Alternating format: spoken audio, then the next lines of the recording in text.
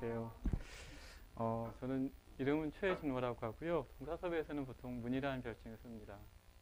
어, 생각보다 아직 오늘 한 30명 넘게 온다고 그래가지고 약간 긴장을 했었는데 어, 일단 한 3명씩 아시는 와서 어쨌든 강의를 좀 시작해 볼까 합니다. 자, 오늘의 주제는 소크라테스라는 사람에 대한 이야기입니다. 소크라테스, 사실 소크라테스를 제가 공부하게 된 계기는 약간 제가 사실 저 전공은 그 동아시아학 쪽을 전공합니다. 그래서 노신이라는 근대 중국 그 문학가 겸 사상가를 좀 좋아하는데 원래 전공 그건데 우연치 않게 친구들이랑 같이 어, 그 푸코라는 사람의 주체의 해석학이라는 책을 함께 보게 되었습니다. 주체 해석학의 푸코라는 그 프랑스 철학가의 죽기 직전에 쓴 어떤 강의록이었는데 거기에 이제 그 푸코가 봤던 것들은 고대 그리스에 올라가가지고 고대 그리스인들이 어떤 존재였는지, 그 사람들이 어떤 생각들을 했는지, 그리고 그것이 우리한테 어떤 의미가 있는지에 대한 것을 강의를 합니다. 그 강의를 보고 너무 좋았어요. 그래서 그 책을 본 다음에 친구들을 모았어요. 그리고 한 2, 3년 동안 그 플라톤, 뭐 고대 그리스의 플라톤부터 뭐 세네카 이런 사람들의 책을 읽었습니다. 그리고 우연치 않게 읽었으니까 좀 써야 되지 않을까 싶어서 소크라테스에 대한 글을 한 번 쓴 것이 있습니다. 그걸 계기로 오늘 여기서 여러분들과 함께 소크라테스에 대해서 같이 이야기를 나눌 시간을 갖게 되었습니다. 사실 이게 소크라테스라는 사람 이미지가 어떠세요? 여러분들한테는요? 어떤 이미지가 있으세요? 소크라테스는? 그, 네. 어렵다? 네, 그렇죠. 어렵습니다. 소크라테스는 어떤 이미지가 있으세요? 편하시게 말씀하셔도 돼요.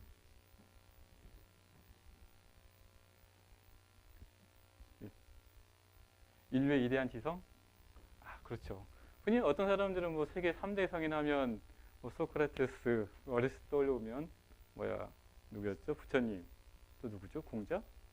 이렇게 얘기를 하죠.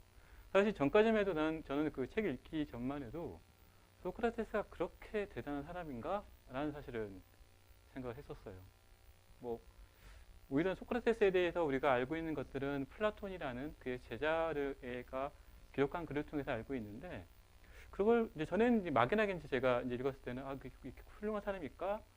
라는 생각을 하게 되었는데 사실은 가만히 돌이켜보면 이 사람의 삶을 좀 생각해보면 소크라테스가 굉장히 뭐랄까요? 삶에 대한 깊이를 굉장히 가지고 있었던 사람이구나 라는 것들을 여러분이 직접 읽어보시면 알게 되십니다. 사실은 소크라테스는 그렇게 어렵지가 않아요. 특히 초기의 그 플라톤의 그 대화편에 나와 있는 것들은 말과 이렇게 대화를 통해서 구성된 책이기 때문에 생각보다 어렵지 않습니다. 그러니까 만약 읽어보실 기회가 있으시다면 꼭 한번 읽어보시기를 제가 기원합니다. 소크라테스 하면 아까 이 철학자 이미지가 여러분들 가지고 계시죠? 소크라테스 잘 보면 이게 되게 독특한 사람이에요. 얼굴 되게 못생겼어요. 일단. 그래서 그런데 아테네 수많은 젊은이들이 이 사람을 좋아했대요. 그리고 이 사람이 약간 무인의 기질이 있었어요. 그래가지고 몇 차례 나가지고 전쟁에 나가서 되게 큰 공적을 세워요. 심지어는 되게 유명한 델리원 전투라는 게 있었어요. 그러니까 이게 아마 뭐 스파르타나 뭐 이런 쪽하고 싸웠을 시기인 것 같은데 델리원 전투 나가가지고 원래 그 소크라테스 자체가 아테네 시민이기 때문에 시민은 이제 중장 부병 무기를 갖추고 있고 그 전쟁에 나가는 게 의무였기 때문에 전쟁에 나갔는데 적들한테 둘러싸여서 이렇게 도망가야 되는 상황이 처해 있었어요. 그런데 소크라테스는 이 사람들이 막 도망가는 와중에서도 부상자를 챙겨가지고 업고 유유히 사람들이 바라보면서 저기 어디 오니까 살피면서 쫙 이렇게 물러납니다. 그러니까 생각보다 굉장히 무인의 기질도 있었던 사람이에요. 그리고 심지어는 그 어떤 전투에서는 되게 큰 공적을 세웠는데 자기는 별로 그 공적에 대해서 상을 받기 싫다라고 해서 그 알키비아데스라는 자기를 좋아했었던 미소년한테 이 공적을 이렇게 주기도 합니다. 한편에서 이 소크라테스는 굉장히 그 그리스사에서 인내심의 천재로 얘기됐어요. 그래서 겨울에도 향연인가 하는 글을 보면 신발을 안 신고 다니는 인간으로 유명했어요. 맨발. 별로 이제 이게 뭐 겨울에 이것들이 별로 자신한테는 크게 뭔가 이 고통스럽지 않았다는 어떤 그 모습이었던 거죠. 한편에서 이 사람이 이제 이런 인물인데 어떤 일을 주로 했냐면 가정 생계를 돌본 일을 하지 않았어요. 그래서 굉장히 가난했어요. 그렇죠. 흔히 자유사상가라고 하는 그런 부류의 사람입니다. 우리가 소크라테스에서 알고 있는 부류는 크게 제가 느끼기에는 두 부류가 있는 것 같아요.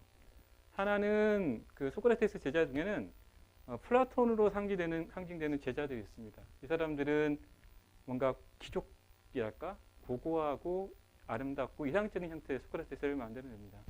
그래서 플라톤의 그 후기 저작, 플라톤의 초기 저작이 아니라 플라톤의 중후기 저작에서 나타나는 소크라테스는 굉장히 뭔가 이렇게 현실에 동떨어져 있는 어떤 이 소크라테스 이미지가 있습니다.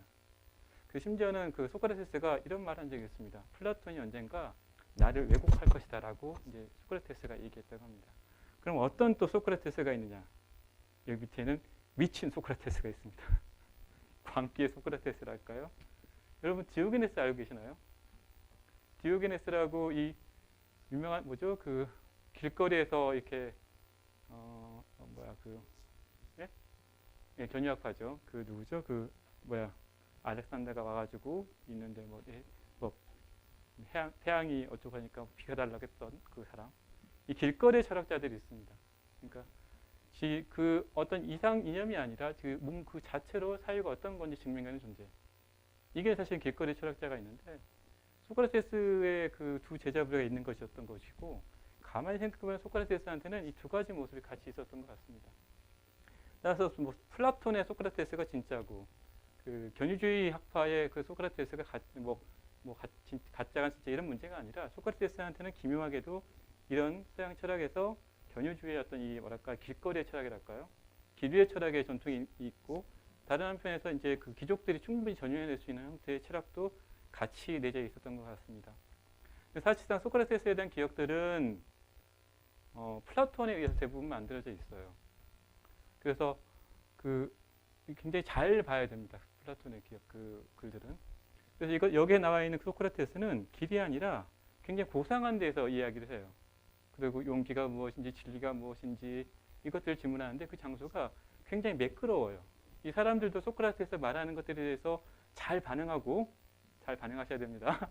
그리고 이렇게 이 소크라테스에 대해서 막 존경하는 빛도 있고 약간 그래요.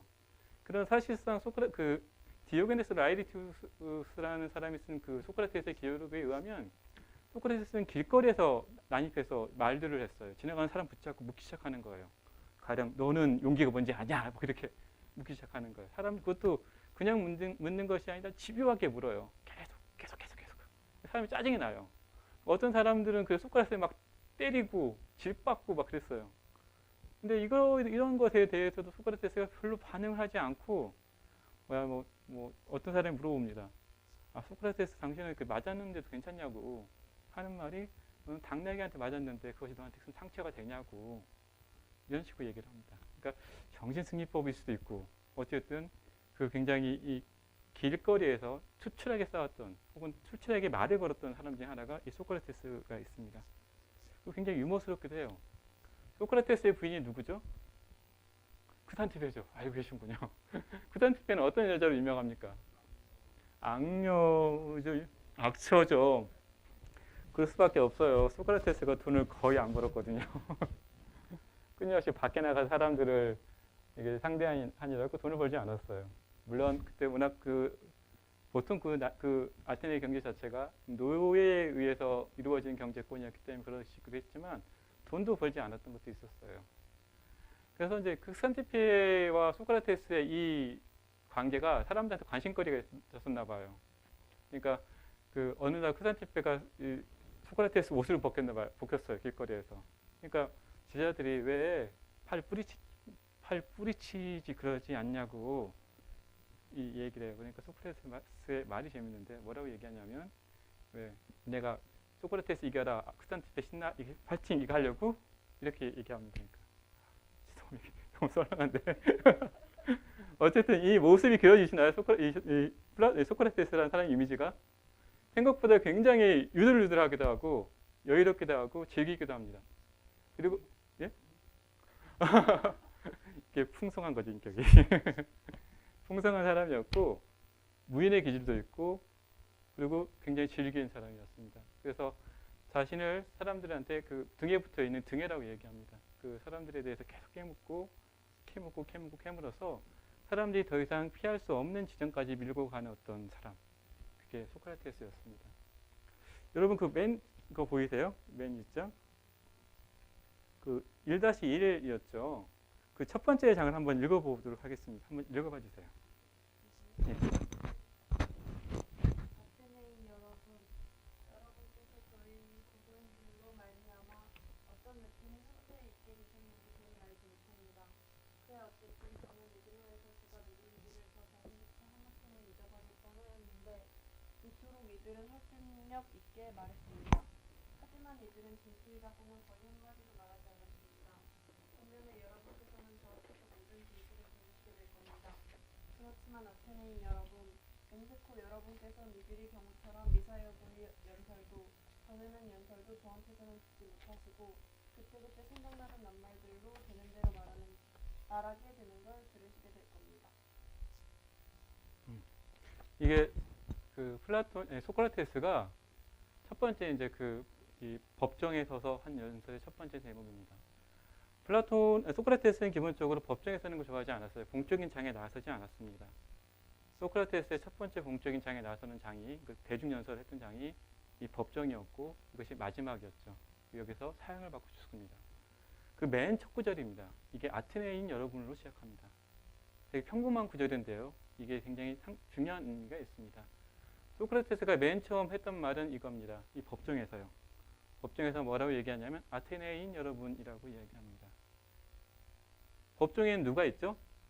재판관들이 있죠. 여러 가지 설이 있지만 어쨌든 재판관들이 있는데 재판관들한테 하는 말이 아니라 아테네인 여러분이라고 얘기합니다.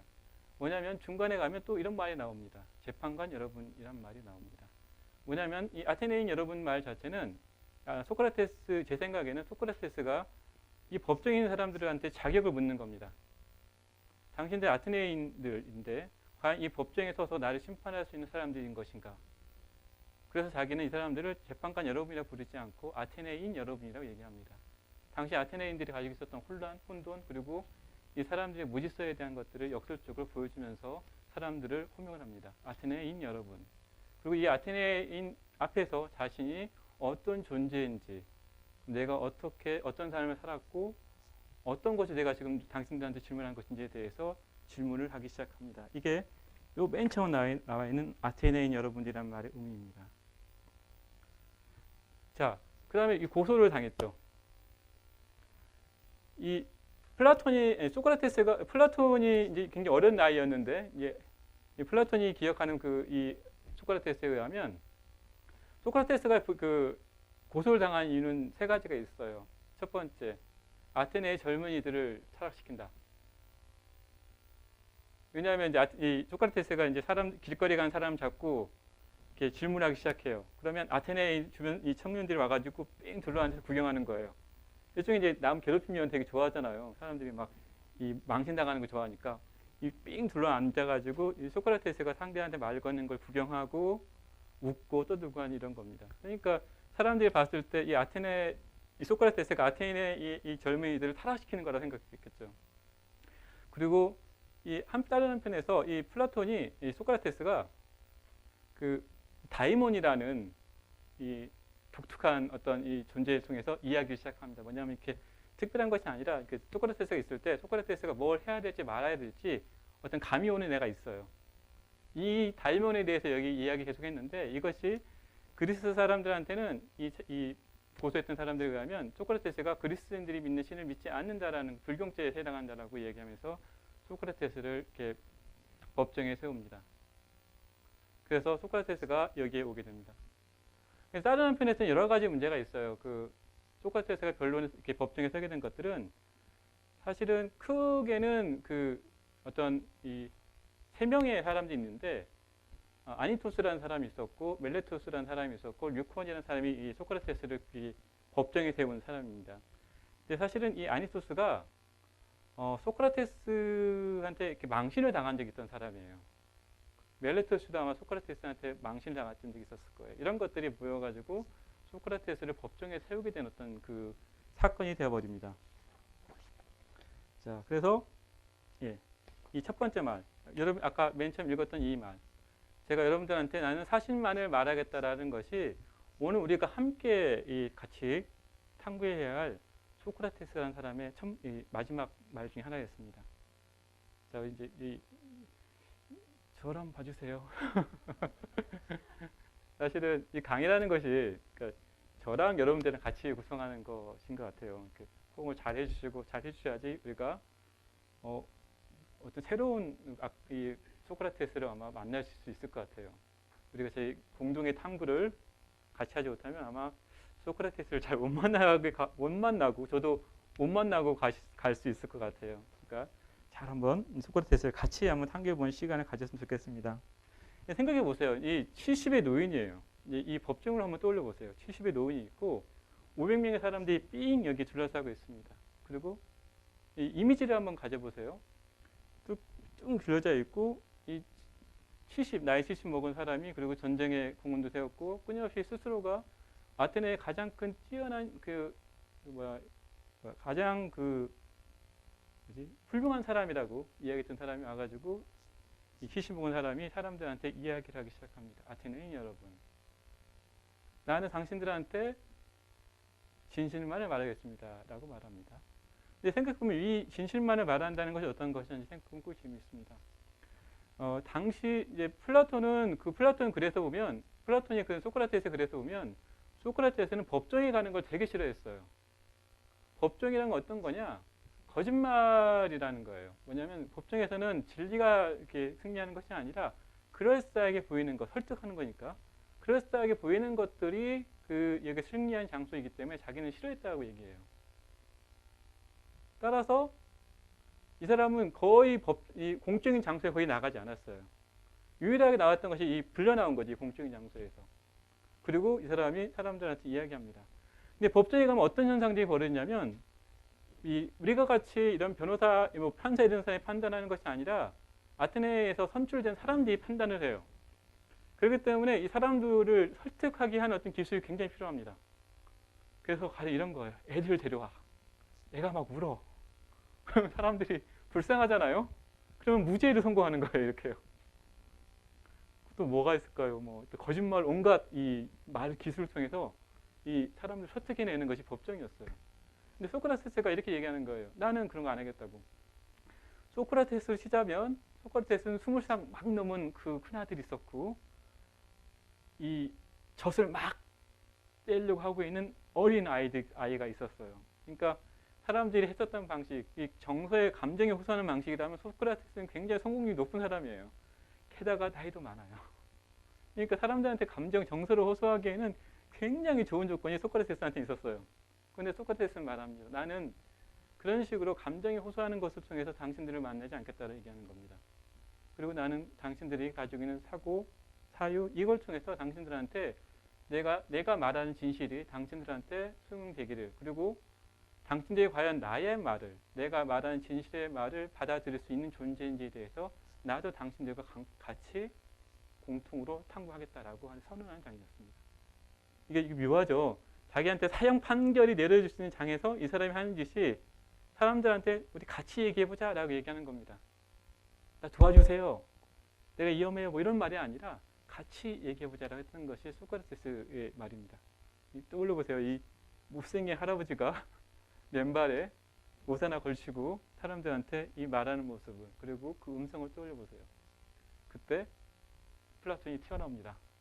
우리 소크라테스 선생님이 라고 말하자 재판관이 말합니다. 꺼져라. 나와요. 이게 실제로 그런 얘기 나옵니다. 플라톤이 와가지고 막 이 사람들한테 우리 선생님 훌륭합니다 라고 말하려고 하자 재판관이 야 너 가. 이렇게 나와 있습니다. 디오게네스 라에리티우스라는 사람이 쓴 기록에 의하면 나와 있습니다. 그리고 선생의 이 기록에 대해서, 선생의 죽어가는 기록, 선생의 이 사람들에 대해서 말하는 솔직하게 말하기의 과정을 먼 훗날 그 법정에 있었던 꼬맹이 플라톤이, 젊은이 플라톤이 기록에 남깁니다. 그게 바로 소크라테스의 변론이라는 책입니다. 우리 보통 알려져 있길래 소크라테스 변론이 아니라 소크라테스 변명을 알려져 있죠. 그렇게 알려져 있습니다. 사실은 그게 오폴로지아가라는 어떤 이 그리스 말이 영어로는 아폴로지예요. 이게 사과잖아요. 그래서 변명, 사과 이렇게 번역되어 있지만 사실상 이거는 그리스 사람들한테는 법정 변론이었습니다. 그래서 소크라테스 변명이 아니라 소크라테스 변론이 차라리 더 정확한 번역입니다. 이 변론의 과정을 그려냈습니다. 근데 이제 그 플라톤의 그 저작을 읽어보면 그 최근에 번역이 굉장히 잘 되어 있어요. 이재희 북스라는 데서 그리고 정암학당이라는 데에서 플라톤 전집을 굉장히 잘 번역해서 두꺼운 내용 이만큼이고 각주가 그에 해당하는 그런 책인데 굉장히 번역을 잘해서 나와 있습니다. 재밌습니다. 슬슬 읽어도 정말 대화로 구성된 책인데 굉장히 잘 만든 책인데 보면 그 플라톤의 초기 저작하고 후기 저작, 중기 저작, 후기 저작하고 느낌이 약간 달라요. 갈수록 자신의 색채가 굉장히 강해집니다. 그래서 이데아를 이야기한다거나 더 높은 어떤 좋은 것을 상징한다거나 이런 그 뭐랄까 소크라테스를 빌려서 플라톤 스스로가 이야기하고 싶은 것들을 사실은 더 강하게 드러내는데 초기 저작들 그러니까 그 대화편들이 있거든요.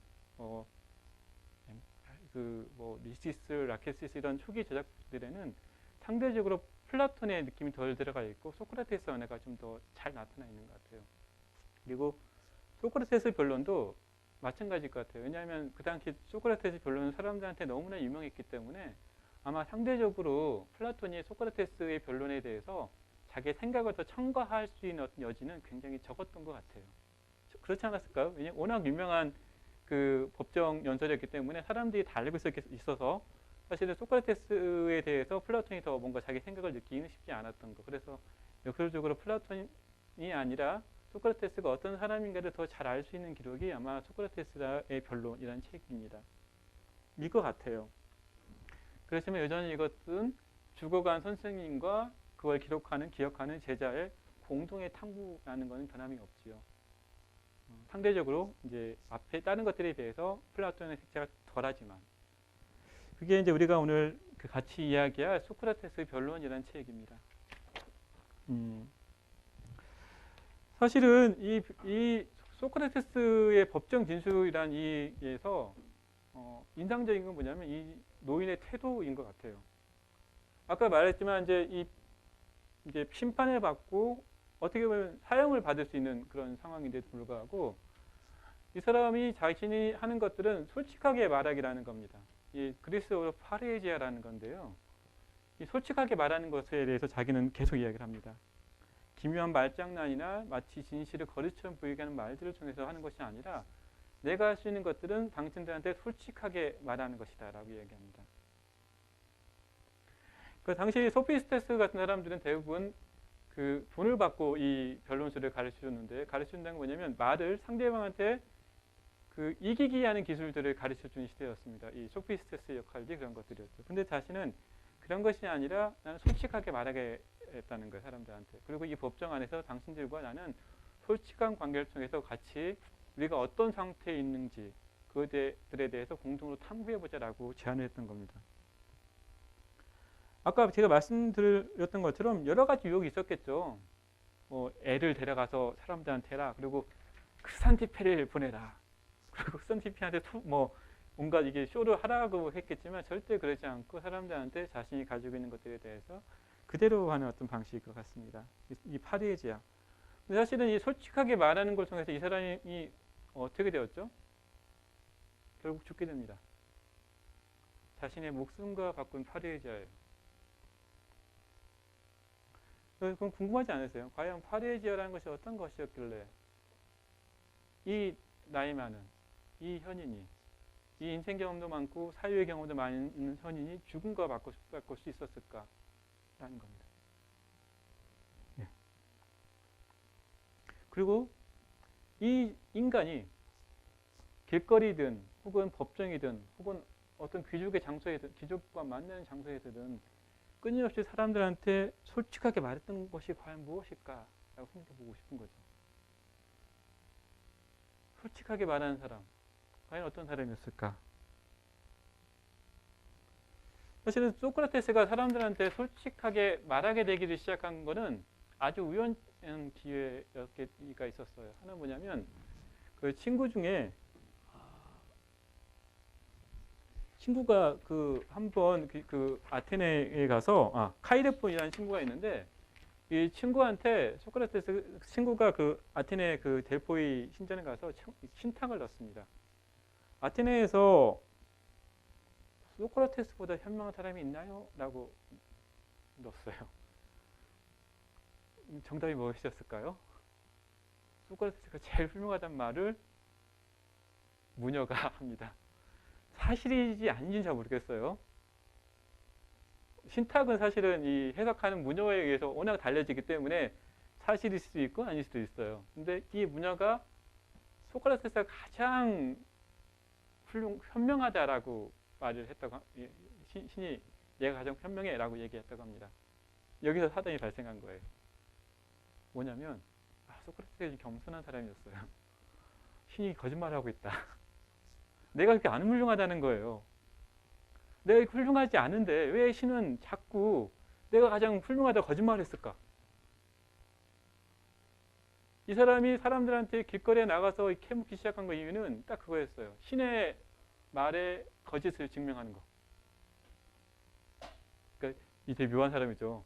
신이 거짓말했다는 걸 증명하기 위해서 길거리에 나갑니다. 묘하게도 한 이게 소크라테스가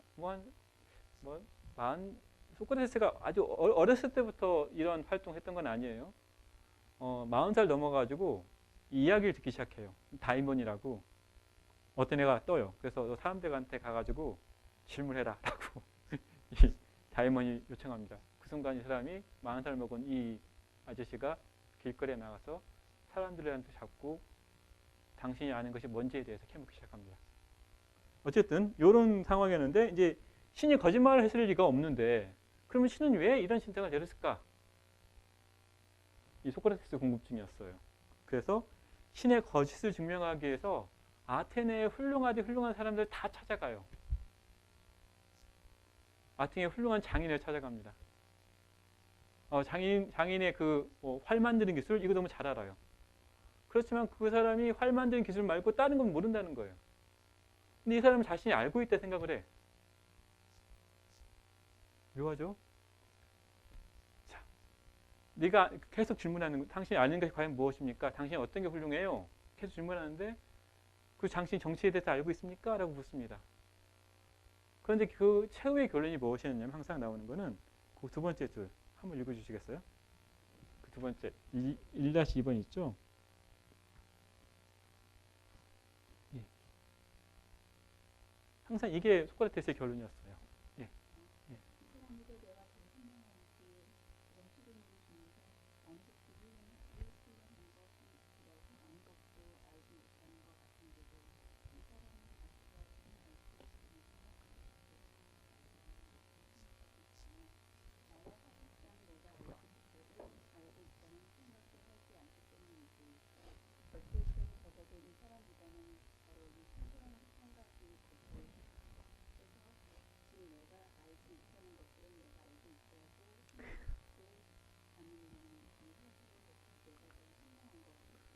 말이 꼬여있죠.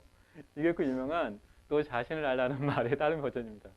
너 자신을 알라는 말이 별로 말이 아니라 뭐냐면 네가 사실 알고 있는데 알고 있는 것이 모른다는 거 네가 아는 것이야 라는 겁니다. 묘하죠. 네가 알고 있다고 말하는데 그것이 모르는 것이면 네가 알아야 돼 이거라는 거예요. 근데 소크라테스 자신은 나는 내가 사실은 알고 있다는 것을 내가 모르고 있으면 알고 있는데 너는 네가 알고 있는 것이 사실은 모르는 것이면 모르는 거야 라고 이야기한답니다. 묘하죠. 내가 알고 있다고 여기는 것이 사실은 모르는 것이었음을 알고 있는 사람, 이게 소크라테스. 사실은 내가 알고 있는 것을 모르고 있음을 모르는 사람이 보통 사람들. 이 차이라는 거예요. 그러니까 이걸 아는 거. 너 자신을 알라는 말의 의미는 사실은 원래부터 아테네에 있던 경구예요. 있었던 이 말인데 이것이 소크라테스에 의해서 이렇게 해석이 되는 거죠. 그 자신이 이 사람보다 훌륭한 건 있다는 거예요. 뭐냐? 나는 아는 게 하나 있다는 거예요. 뭘 아냐? 내가 모른다는 걸 안다. 근데 이 사람은 자신이 알고 있다는 것을 너무 빠져 있기 때문에 자신이 모른다는 건 모른다는 거예요. 이것이 아테네의 모든 사람과 견주해서 유일하게 소크라테스가 자신이 알고 있음을 증명해내는 것이었죠. 사실 이걸 증명하기 위해서 온갖 거리로 돌아다닙니다. 사람들이 길거리에서 옛날 이 피곤한 사람이었을 것 같아요. 길거리에 가면 사람 붙잡고 물어봐요. 그러니까 플라톤의 그 소크라테스는 온갖 화려하고 조용한 장소였지만 사실은 길거리에서 사람들이 자꾸 묻기 시작하는 겁니다. 그래서 길거리에서 온갖 순환을 당해요. 사람들한테 뺨을 맞기도 하고요. 발로 채이기도 합니다. 그런데 마치 이제 이 사람이 묘한 사람이에요. 아까 말씀드렸죠. 당나귀가 날 때려봤자 이게 나한테는 아무 문제가 되지 않는다라고 생각하고 그냥 넘어간 사람이에요. 그리고 또 물어봅니다. 지독한 사람이죠. 이게 이 사람의 삶이었어요. 그래서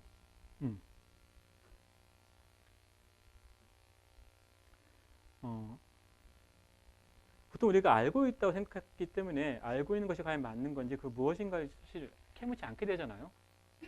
내가 우리가 이렇게 뭔가를 알고 있다 생각하는 것들이 되게 많죠. 우리가 모르지 않잖아요. 우리 뭔가 생각을 머리에 하고 있잖아요. 사실 이것들이 우리가 마치 알고 있는 생각인 것처럼 받아들이죠. 사실 우리가 알고 있다 생각하는 순간에 알면 발생하지는 않아요. 이미 알고 있으니까. 알미 발생하지 않는다는 거. 이미 알고 있는 것이니까 내가 더 알거나 더 깨칠 필요가 없는 거예요. 그리고 그래서 그렇기 때문에 내가 알고 있기 때문에 이 알미 어떻게 만들어졌고 이 근거가 무엇인지에 대해서 캐묻지 않는 거죠. 더 이상 스스로가 모른다는 것에 대해서 알 필요가 없게 된 상황이 있었다는 거죠. 우리가 안다고 생각하는 순간 뭔가 정보를 알고 있고, 예? 무심하고 다르죠. 예. 무심은 뭘까요? 무심하고 다르죠. 무심은 어떻게 정의하신지 모르겠지만 소크라테스한테는 사람들이 가지고 있는 편견이 이렇게 우리가 모르면서도 안다고 생각한다는 거예요. 그렇죠? 우리는 기본적으로 이렇게 그러니까 이런 거죠. 우리가 뭐로 얘기 들어볼까? 빛으로 얘기 들어볼까요? 우리가 가지고 있는 그 시선의 파장은 태양에서 빛이 오잖아요. 우리가 볼 수 있는 그 빛의 범위는 어느 정도인가요?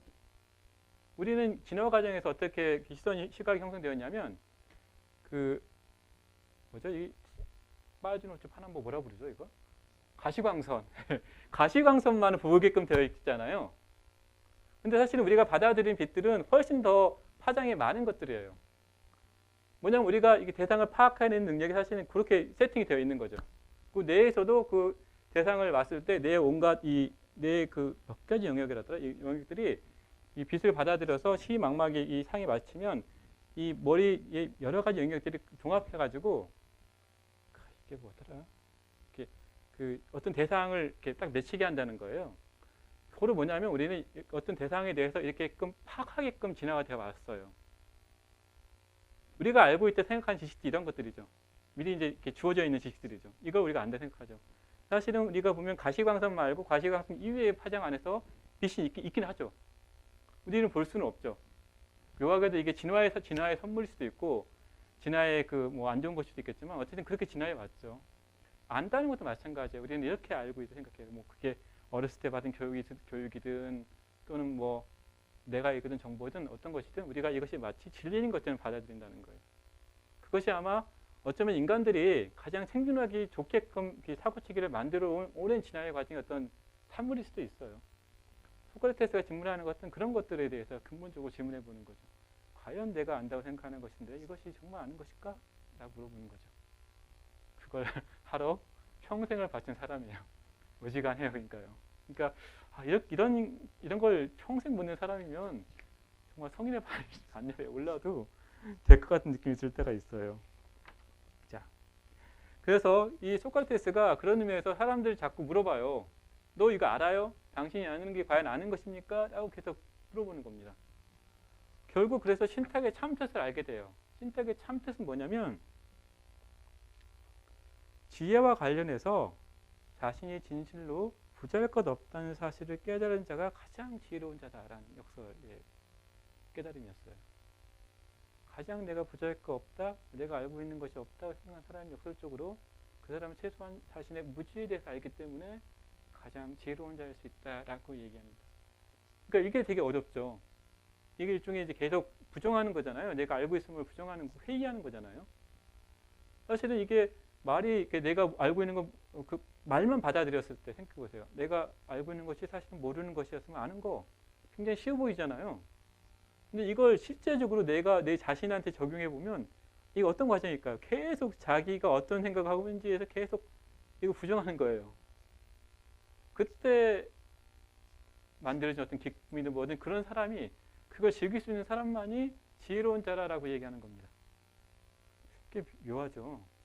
그러니까 이게 단순하게 내가 모르는 걸 알아 이런 것이 아니라 이 과정 자체가 굉장히 이 놀라운 뭐랄까요 사고의 과정인 거였던 거예요. 그래서 이 소크라테스가 이 신탁의 의미를 찾는 과정에서 신을 도와서 이 사람들한테 사실 역설적으로 보여주는 거예요. 그러니까 이 추상적인 뭐 용기가 무엇이고 이런 것이 아니라 너 자신이 그러니까 이데아에 대한 탐구가 아니라 그런 말을 알고 있다고 말하고 있는 너 자신이 그 정말로 그 진리에 대해서 알고 있는 거냐, 있는 존재냐, 너란 존재는 어떤 존재냐라고 계속 질문했던 겁니다. 이게 굉장히 피곤하죠. 그러니까 이게 법에 대해서 질문하는 것보다 사람들한테 훨씬 뭔가 성가시고 어떻게 보면 성가시기도 하고 굉장히 낯설고 이물적인 이물감이 있는 존재였던 것 같아요. 그래서 슬슬 피하지 않았을까요? 그런 장면이 나와요. 그런 장면이 곳곳에서 벌어집니다. 소크라테스를 피하는 사람도 있었어요. 그 다음에 이 사람이 신을 도와서 사람들한테 과연 당신이 알고 있는 것이 사실은 모르는 것임을 알아라라고 이 사람들을 이렇게 뭐랄까요? 이렇게 막다른 골목을 밀어내는 역할을 했는데 그렇게 해서 얻은 것이 과연 무엇일까요?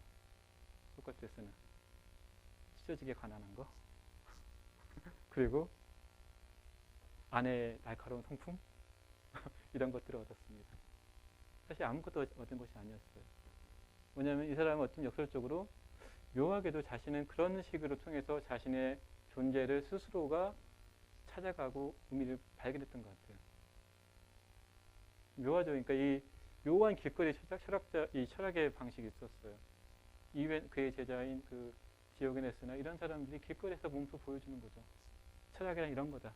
철학이라는 것은 단지 머릿속의 문제가 아니라 존재와 삶이 달라붙는 문제인 거고 이 과정에서 이것들은 내 스스로가 내 삶의 방식이 내 철학함을 보여주는 거죠. 그래서 철학이라는 것은 굉장히 고상한 어떤 이 추상적인 개념이 아니라 역설적으로 이 사람들한테는 그 삶에 의해서 드러나는 것. 그래서 그렇게 표현될 수 없는 것이었던 거죠. 그러니까 소크라테스가 가난하게 살고 뭐 내가 철학자니까 가난하게 살고 뭐 이런 것이 아니라 그렇게 철학을 하다 보면 당연히 가난해질 수밖에 없었을까요? 없지 않았을까요? 사람들한테 캠으로 되는 게 너무 중요한 거예요. 이게 공적인 이런 것이 아니라 사람들한테 묻고 이게 자기한테 너무 중요하기 때문에 그렇게 해요. 그 다음에 얻는 건 당연히 가난도 받아들일 수밖에 없겠죠. 예. 그러니까 소크라테스처럼 살면 가난이죠. 이거 유념해 두시면 될 것 같아요. 또 하나는 뭐냐면 사람들한테 원망이에요. 그러니까 생각해 보세요. 내가 아테네 제법 잘 나가는 장인이야. 정치가야. 이게 그렇겠죠? 있어요. 근데 길거리에서 웬 미친 늙은이를 만나서 망신을 당해요. 사람들한테 쫙 이제 생각해 보세요. 소크라테스가 이 사람의 변론할 때는 젊은 애들이 와가지고 막 구경하는 거 이렇게 키득키득 굽고 막 손가락질 하고 이런 상황을 당했다 쳐봅시다. 어떻겠어요, 기분이? 엄청 나빴겠죠. 자존심도 상하고 개망심도 상하고 하니까 이 원망의 마음이 싹텄을 겁니다. 묘하죠. 역설적으로 소크라테스는 두 가지 감정을 다 만들어냈던 것 같아요. 어떤 거냐면 이 사람을 그 사람이 가지고 있는 지식의 한계치로 끝없이 몰고 가요. 막다른 길로 몰고 갑니다. 이게 이 사람이 자기가 알고 있다는 것들을 다 이렇게 소크라테스가 이제 탁탁탁 쳐내니까 끝에까지 갑니다. 이때는 어때요? 자신이 알고 있었던 것들을 계속 부정부정했을 때는 자신의 삶의 끝에까지 와 있는데 이게 두 가지 선택이 있어요. 하나는 소크라테스가 하는 몇 가지인데 하나는 뛰어내리냐. 그래서 내가 아는 것이 사실은 모르는 것임을 알게 되는 존재가 되느냐, 아니면 다시 돌아와서 얘한테 복수의 칼을 갈던가, 두 가지 아니었을까요? 요까지가 소크라테스가 올라간 길이었는데 많은 사람들의 경우에는 소크라테스한테 원망의 마음을 품었던 것 같습니다. 그래서 길거리에서 맞고 짓끌고 이런 걸 계속 했던 거예요. 고상하게 이제 플라톤이 보여주는 그 고상한 이 담화, 그리고 항상 소크라테스가 이기는 그 담화의 문제가 아니라 어떤 사람은 멱살 잡았겠죠. 네가 지금 나한테 이러냐고 생각해 보면. 그래서 이 소크라테스가 사람들한테 받았던 거는 역설적으로 원망이었던 거예요. 이 묘한 메커니즘이 있어요. 사람들은 저도 마찬가지지만 이런 거 있잖아요. 나는 바보야. 내가 이렇게 얘기할 수 있어요. 근데 딴 사람이 너 정말 바보야 라고 하면 확 끌어올라요. 안 그러세요? 그렇죠. 저만 그런 거 아니죠? 저만 그렇다고 하지 마시고 이런 거예요. 그러니까 사람들이 소크라테스가 했던 건 자신의 무지를 대면하게 하는 건데, 이걸 대면한 순간 사람들이 이걸 받아들이기에는 약하죠. 우리는. 그랬을 때 어떤 거냐면 자신의 감정을 전환시켜내는 메커니즘이 만들어져요. 어떤 거냐? 저놈이 나쁜 놈이라는 감정들이 만들어집니다. 그럼 편하잖아요. 그러니까 내 생각이 사실은 내가 가지고 있는 편견이라는 것들을 대면하고 그것들을 수용하는 것보다 나한테 이런 시련을 주는 저놈이 나쁜 놈이야 라고 하는 것이 훨씬 편한 메커니즘으로 되어 있죠. 우리는. 가령 어떤 예를 들어야 되죠? 그러니까 친구랑 싸울 때 혹은 부부싸움을 할 때 아내든 남편이든 막 지적을 해요. 근데 그걸 다 사실 굉장히 찔리잖아요. 찔린다는 건 내가 그 사실을 알고 있는 거잖아요. 그런데 그걸 싹 받아들이기보다는 이 기묘한 이 정신승리법 메커니즘이 있죠. 제가 지금 사실을 잘못 알고 있거나 제가 날 왜곡하고 있거나 제가 나쁜 애거나 이런 식의 감정들이 만들 수 있죠. 우리가. 이때 발생하는 것이 원한의 감정인 거죠. 상대에 대해서, 그 대상에 대해서 감정들을 기묘하게 꼬아내서 나는 자유로워지고 싶어지는 거죠. 내 못난 모습을 대면하는 것보다 분리시켜서 이걸 상대한테 붙여버리고 나는 떨어져 나오는 것이 훨씬 더 내 정신 건강에 이롭죠. 그렇기 때문에 아마 소크라테스는 힘들었을 것 같아요. 사람들한테 그렇게 많은 모욕을 당했겠죠. 그러면서 그렇게 하는 순간 살아갈 수 있죠. 나는 괜찮은 사람이야 라고 살아가게 되는 거죠. 근데 소크라테스는 지독해요. 이런 착각에 대해서 또 계속 캐물어요. 캐묻는 거. 집요한 사람이었어요. 그러니까 말 등에 달라붙어 있는 등에 탁 피를 뿜는 애들 있잖아요. 그런 이렇게 딱 달라붙어가지고 계속 사람들을 이렇게 자극했던 거죠. 스스로가 했던 표현이에요. 나는 등에 같은 존재라고. 피하려는 사람들의 등에 달라붙어서 계속 이 사람들을 자극하는 존재. 이게 자기였다고 합니다. 따라서 솔직하게 말한다는 거, 소크라테스 솔직하게 말하는 거 굉장히 위험하다는 걸 아시겠죠? 왜 위험하냐? 길거리에 맞아 죽을 수도 있어요. 그만큼 위험했어요. 근데 사실은 되게 묘하죠. 소크라테스가 우리가 솔직하게 말한다는 건 어떤 장소에 주로 많이 하죠? 공적인 장소에서 많이 하죠. 그러니까 정치라든가 언론이라든가 이런 자리는 마치 우리가 솔직하게 말해야 되는 장소인 것처럼 생각을 하잖아요. 그럼 어떤 정치인이 뭔가 이렇게 화가 내는 건 제가 그 자리에 맞는 역할을 하지 않는다고 했을 때 우리가 화가 나잖아요. 역사 교과서든 뭐든 사실을 말하지 않을 때 우리가 화를 내는 거죠. 그런데 이 사람은 묘하게도 소크라테스는 공적인 장소에 안 나갔던 사람이에요. 더 거슬러 올라가면 그리스 사회는 어떤 사회냐? 그리스는 철저하게 이 공적인 것들에 대해서 관심이 많았던 사회고, 그 남자들은 공적인 장소에서 말하고 이런 것들에 대해서 굉장히 자부심을 가졌던 사회예요. 그런데 소크라테스는 그런 장소에 안 나갔어요. 그러면서 자기는 파리에지아, 솔직하게 말한다는 걸 하고 있다고 얘기합니다. 이거 어떤 것이었을까 생각해 볼 수 있는 거죠. 그리스 사회에서 공적인 건 무엇이냐? 정치적인 것 이런 걸 얘기하는 거죠. 근데 소크라테스가 보기에는 그리스의 공적인 담론이 너무 타락해버렸다는 거예요. 앞에서 말하는 애들이 진실을 말하는 것좀 얘기하지만 이것들이 아까 변론에 대한 태도에서, 법정에 대한 태도에서 보이는 것처럼 진실을 말하는 것이 아니라 사람들이 계속 거짓을 말하고 뭔가 장난을 친다는 거예요. 심지어는 그 공적인 장소에서 이 시대가 소크라테스가 살던 시대가 그리스 사회가 엄청나게 큰 변화를 겪던 시기예요. 그 BC 500에서 400년 사이가 어떤 일이 있었냐면 페르시아 전쟁에서 승리를 했고 아테네 중심으로 승리를 했는데 아테네가 이 페르시아와 전쟁에 승리하자 그 300에 나온 그 페르시아요. 그렇잖아요. 전쟁에 승리한 다음에 아테네가 제국이 되어가지고 주변에 있는 그 그리스 국가들을 굉장히 괴롭히던 시기예요. 이 그리스에 대해서 다른 그리스 연합체, 그러니까 스파르타를 중심으로 하는 그리스 연합체가 붙어서 또 이 그죠 그 역사 그죠 펠로폰네소스 전쟁, 펠로폰네소스 전쟁이 이 벌어진 시대예요. 그리고 그 과정에서 아테네가 스파르타한테 패하고 그러니까 403년에 404년인가 403년에 패해요. 소크라테스가 399년에 죽어요. 패해서 아테네가 물러가던 시기예요. 그 과정에서 아테네는 끊임없이 참지종과 독재정이죠. 민주정과 이것이 반복되던 시기예요. 공적인 장소가 굉장히 타락했고 섣불리 공적인 장소 갔다가는 어느 순간 죽음을 당할지 모르는 상황에 처해 있었습니다.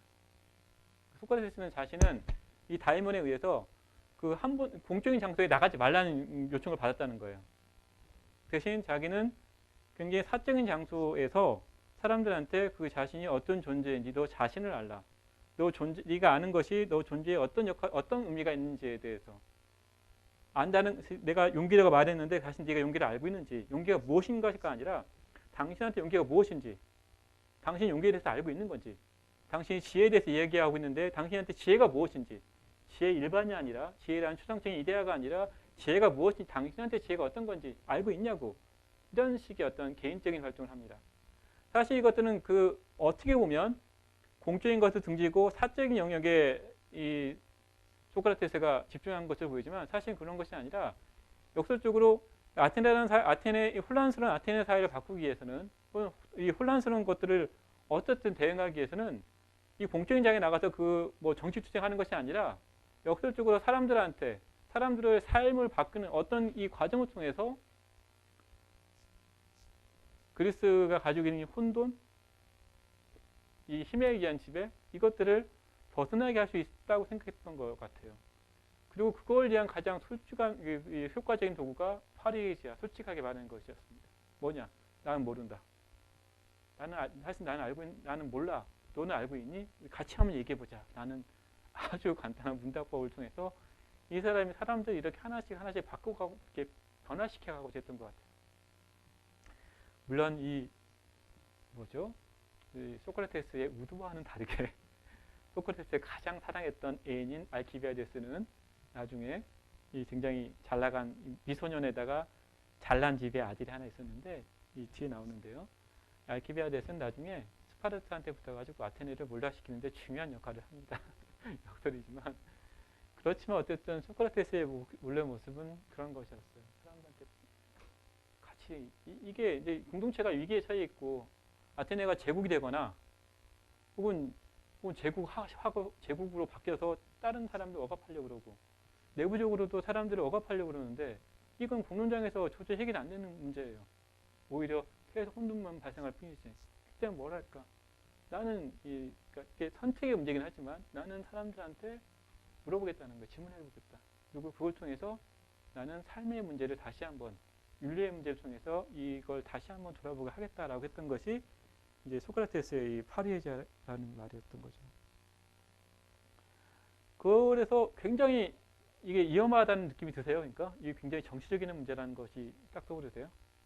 얼핏 보면 사람들한테 말을 건네는 것 같지만 사실 이것들은 굉장히 정치적이고 굉장히 위험한 문제이고 였던 것 같아요. 실질적으로 그것 때문에 소크라테스는 죽잖아요. 그래서 이 사람들이 중화할 수 있다는 거 너무 잘 알아요.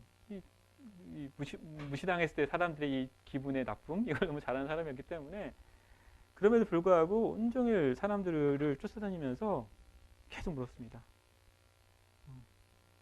그러니까 환상에 집착하지 말라고 얘기하는 거예요. 사실은 내가 알고 있던 환상에 집착할 필요 없다고. 그게 중요한 게 아니라고. 대신 이걸 당신들이 받아들여 버리면 내가 알고 있다는 조건을 버리고 언컨디션 조건 없음이라는 것이 사실은 삶의 진실이라는 걸 받아들이면 마치 세상은 계속 바뀌어가잖아요. 유동적인 상황이 놓여 있잖아요. 유동성을 받아들이는 것이 사실은 무지를 자각하는 거잖아요. 왜냐하면 내가 대상에 대해서 이렇게 포착할 수 있는 것이 불가능하다는 것을 아는 문제이기 때문에. 왜냐하면 개념화한다는 건 대상을 포착하는 건데, 퍼셉션 한다는 건 대상을 탁 받아들이는 거잖아요. 퍼셉션, 컨셉 받아들이는 건 이거 하지 않는 거 하지 말라고 하는 거니까. 이런 것이 소크라테스는 지혜라고 생각했던 것 같아요. 그래서 사람들한테 받았던 건 지혜를 갖기를 바랬어요. 역설적으로.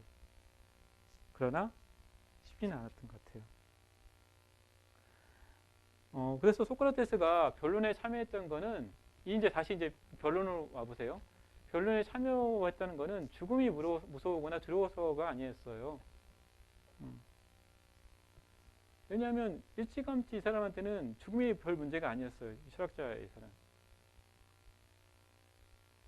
그래서 당연히 사람들도 이 사람들 앞에서 이게 변론이라는 장소 안에서 사람들한테 결과가 뻔히 나올 결과를 상정하지 않았을 것 같아요.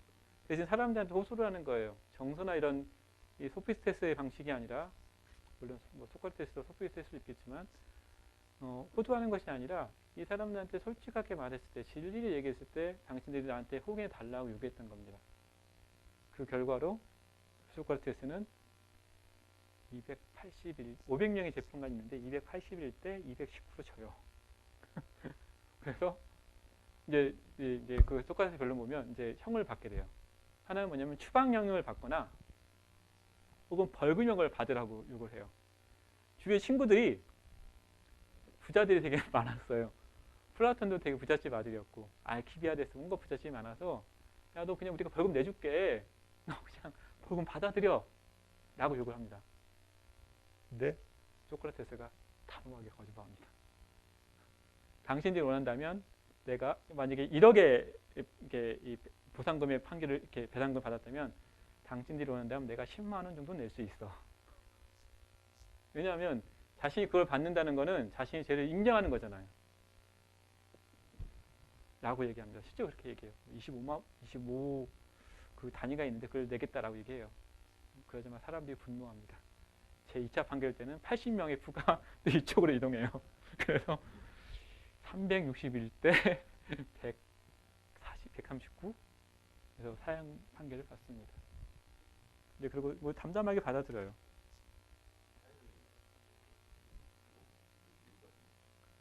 너 젊은이를 타락시켰다. 우리의 신을 믿지 않는다. 이런 것들이었던 거죠. 원래 그 고소 내용은 그대로 인정이 되는 거죠. 예. 사실은 그 이전에 이거는 명목적이지만 소크라테스가 보기에는 그 이전에 그리스 사회가 진리가 통용되지 않은 사회가 바뀌었다는 거예요. 이것과 관련해서 소크라테스에 대한 비난이 계속 있어 왔고요. 가령 아리스토파네스 같은 사람들은 소크라테스가 거리에서 사람들과 장난치고 이런 것들 막 희화하게 그러네요.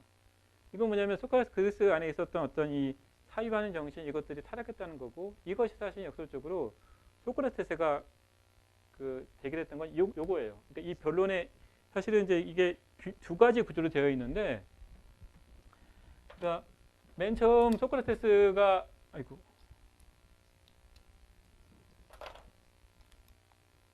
소크라테스를 고소했었던 이런 앞에가 나오고 실제 고소 사유가 있어요. 이게 두 번째 나오는데 사실은 이거는 지엽적인 거고 이거 아테네의 타락이랄까 이런 것이 사실은 소크라테스를 죽게 만드는 거죠. 그래서 아까 맨 처음 했던 말 있잖아요. 아테네인 여러분들이라고 얘기하잖아요. 아테네인들한테 물어보는 거예요. 그 말이요.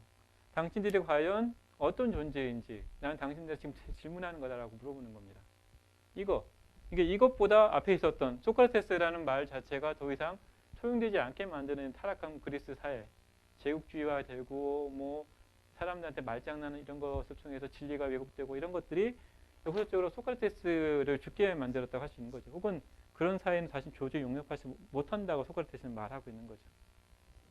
그래서 그렇게 되어 있어요. 사실은 이제 앞에 게 죽은 이유지만 더 넓게는 자신은 뒤에 거하고 싸우는 거죠. 네. 나와 있습니다. 거기 있어요. 세 가지 이유. 나중에 가르쳐 드릴게요. 제가 까먹었어요. 세 가지가 있어요. 이렇게 젊은이를 타락시킨다. 뭐 우리 신을 믿지 않는다. 근데 신을 믿지 않은 건 아니에요. 사실 약간 이제 다른 거죠. 이 사유를 통해서 인격화된 신이라든가 그런 신은 안 믿는 거죠. 그러니까 이게 뭐랄까 주술화된다 할까? 주술 세계에서 벗어난 거. 신이 있지만, 그러니까 우리가 신은 있지만 우리가 생각한 신이 그 신은 아니잖아요. 그건 믿었겠지만 우리가 생각하는 그런 신을 믿지는 않았을 거예요. 그것들로부터 벗어나는 사유를 했었던 사람이 소크라테스지 않았을까?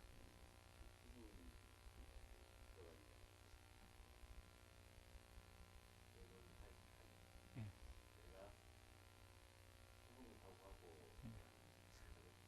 그 죽음을 각오할 문제가 아니었다는 거예요.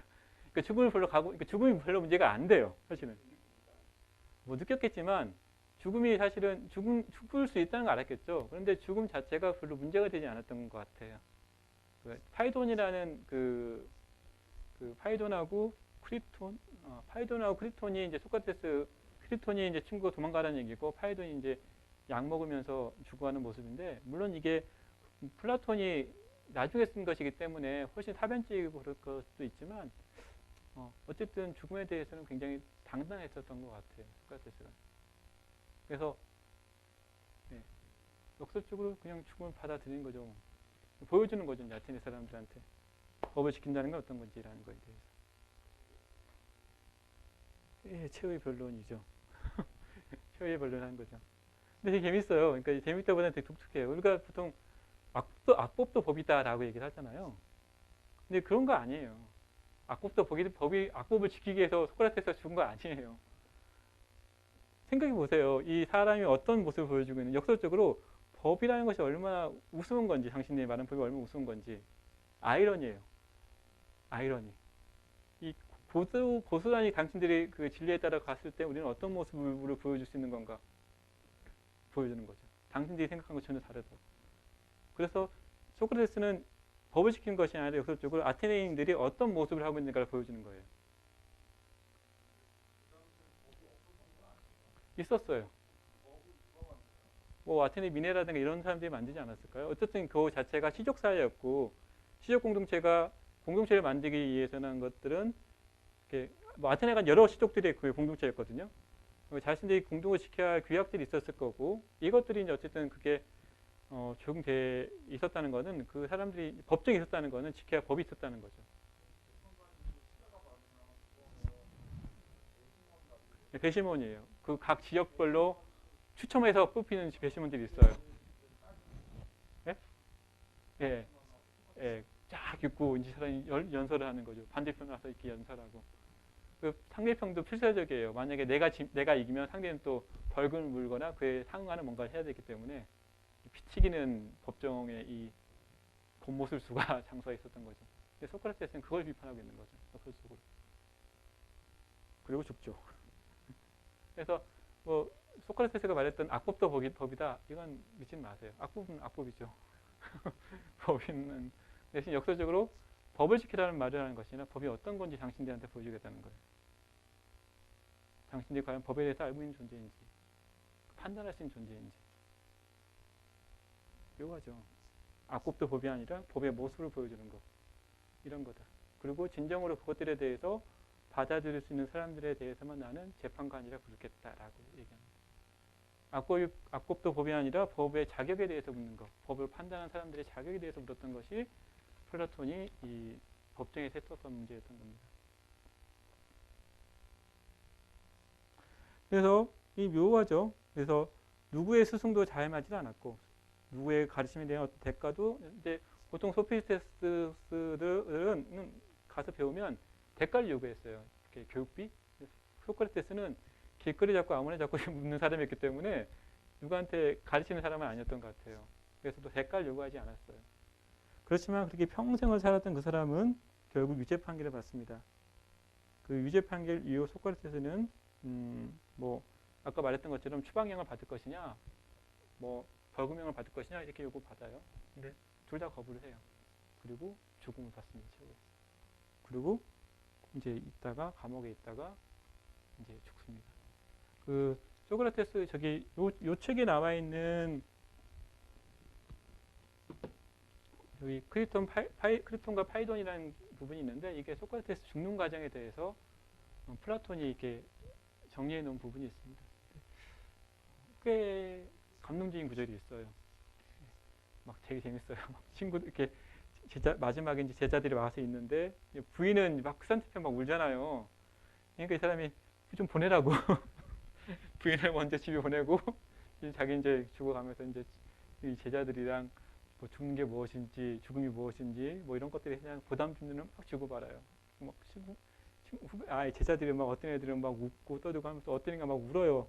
그 너는 잘못 배웠다고 내가 그렇게 울지 말라고 가르쳤는데 운다고 면박을 주면서 죽어갑니다. 묘한 그런 그 소크라테스가 있어요. 이따 보면 굉장히 그 감동적인 게 있습니다. 이 나이든 한 그리스인이 이제 자기 사람들한테 진실을 얘기하고 그리고 제자들과 웃고 떠드는 과정에서 서서히 생을 마감하는 장이 있는 거죠. 약간 감동적이죠. 그렇지 않으세요? 예. 그 제자들이나 뭐 부인이 가져가지 않았을까요? 글쎄요. 그래서 맨 마지막 말이 나옵니다. 한 번 더 읽어보시겠어요? 뒤에 분 1-3번 읽어주세요.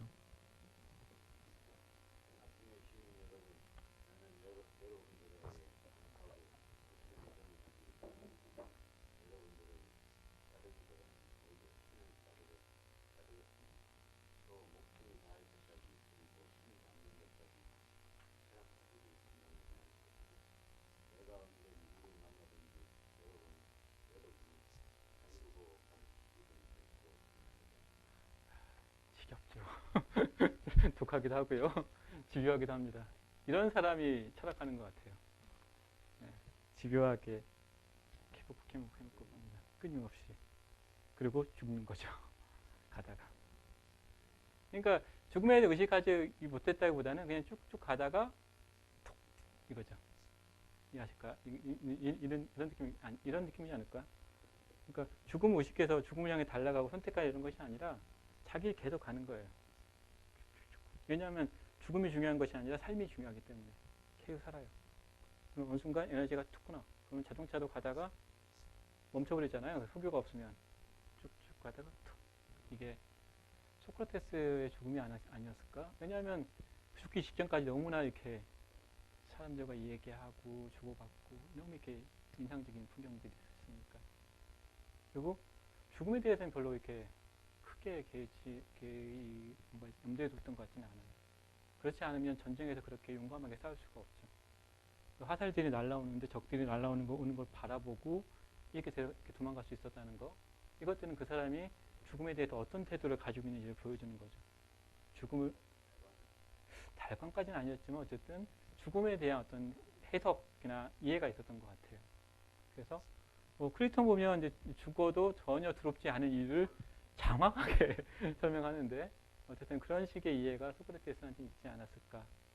뭐 조심스럽지만 그렇죠. 근데 이런 것들이 워낙 우리는 죽음에 대한 이미지 강하기 때문에 소크라테스를 오히려 역설적으로 신화화할 수 있기 때문에 조심스럽지만 어떤 죽음에 대한 소크라테스만의 독특한 철학의 체계가 있지 않았을까 하는 생각이 있습니다. 자, 이제 3분의 1이 왔습니다. 예, 다음으로 넘어갈까요? 잠깐 쉬었다 할까요? 그냥 계속 할까요? 계속 하는 게 낫겠죠.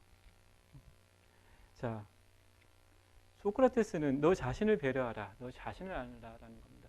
자신을 배려한다는 과연 무엇인지라는 것이었습니다. 그 푸코의 말에 의하면 그리스 사회는 자기 배려 문화가 있었다는 거예요. 무엇보다도 이것이 이런 일종의 이제 머릿속에 있는 가장 틀 같은 거예요. 그래서 사유를 할 때도 가장 들어가는 기초가 자기를 배려한다는 거. 그러면 과연 자기를 배려한다는 건 무엇이었을까라고 생각하는 건데 일종의 자기를 배려한다는 것은 내 삶을 하나의 예술 작품으로 갖고 내는 거예요. 이런 느낌들 아세요?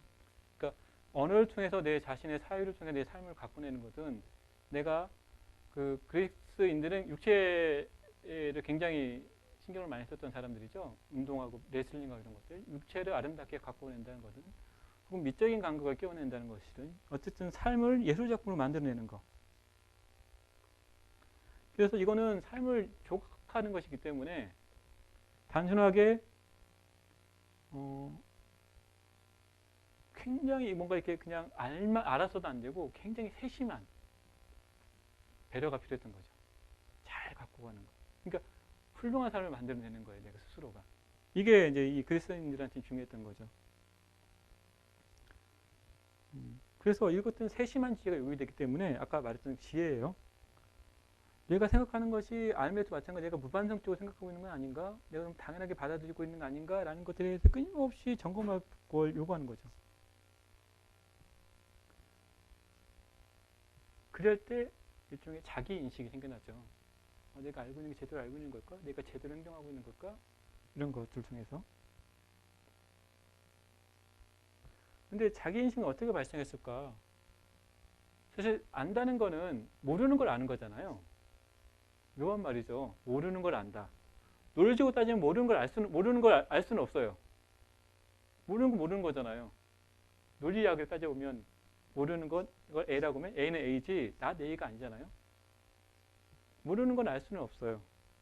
그런데 알 수 있다 얘기하는 게 뭐지? 내가 모른다는 걸 받아들였을 때 뭔가 이제 이 생각이나 습관들이라든가 이것이 깨지는 것이 발생한다는 것. 이것이 안다는 것의 의미였을 수 부르죠.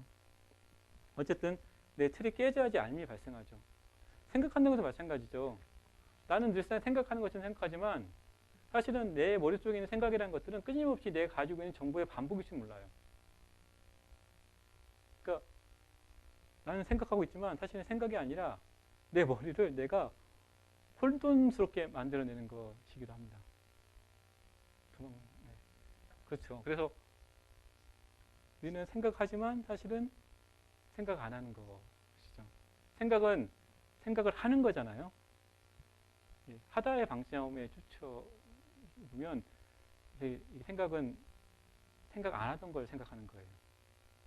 그럼 생각 안 한 거 어떻게 생각할 수 있을까? 이런 게 소크라테스가 사람들한테 던지는 질문이었죠. 답을 제시하지는 않아요. 대신 거기까지는 가야 된다고 얘기합니다. 그러니까 우리는 늘 익숙한 대로 보고 익숙한 대로 판단하잖아요. 약간 그렇게 회로화되어 있잖아요. 진화 과정에서 그럼 나쁜 것이 아니라 우리가 진화의 과정에서 그렇게 만들어진 것 같아요. 우리 인간들은. 예? 본능적이보다는 진화의 과정에서 적응하면서 이렇게 이제 만들어진 것이 아닐까요? 그러니까 우리가 모르지만 만약에 자외선이나 이걸 볼 수 있는 이 눈이 있었다면 우리는 전혀 다른 형태의 어떤 이 존재가 되어 있었겠죠. 근데 지금의 존재는 가시광선만 볼 수 있게끔 진화해 온 것이겠죠. 우리도 인간이 진화 과정에서 온다면. 근데 사실은 본다는 것이 과연 이렇게 이렇게 뭐랄까 본다는 것이 그러니까 영구적인 거냐 이런 거 아니죠. 그 지구상에서 생물이 어떤 대상에 시각이 생긴 것이 5억 년 정도밖에 되지 않아요. 옛날에 이제 어떤 이 바다에 있었던 물고기한테 칼슘 덩어리가 생기면서 얘가 빛을 인지할 수 있는 이 시각 자체가 생겨나요.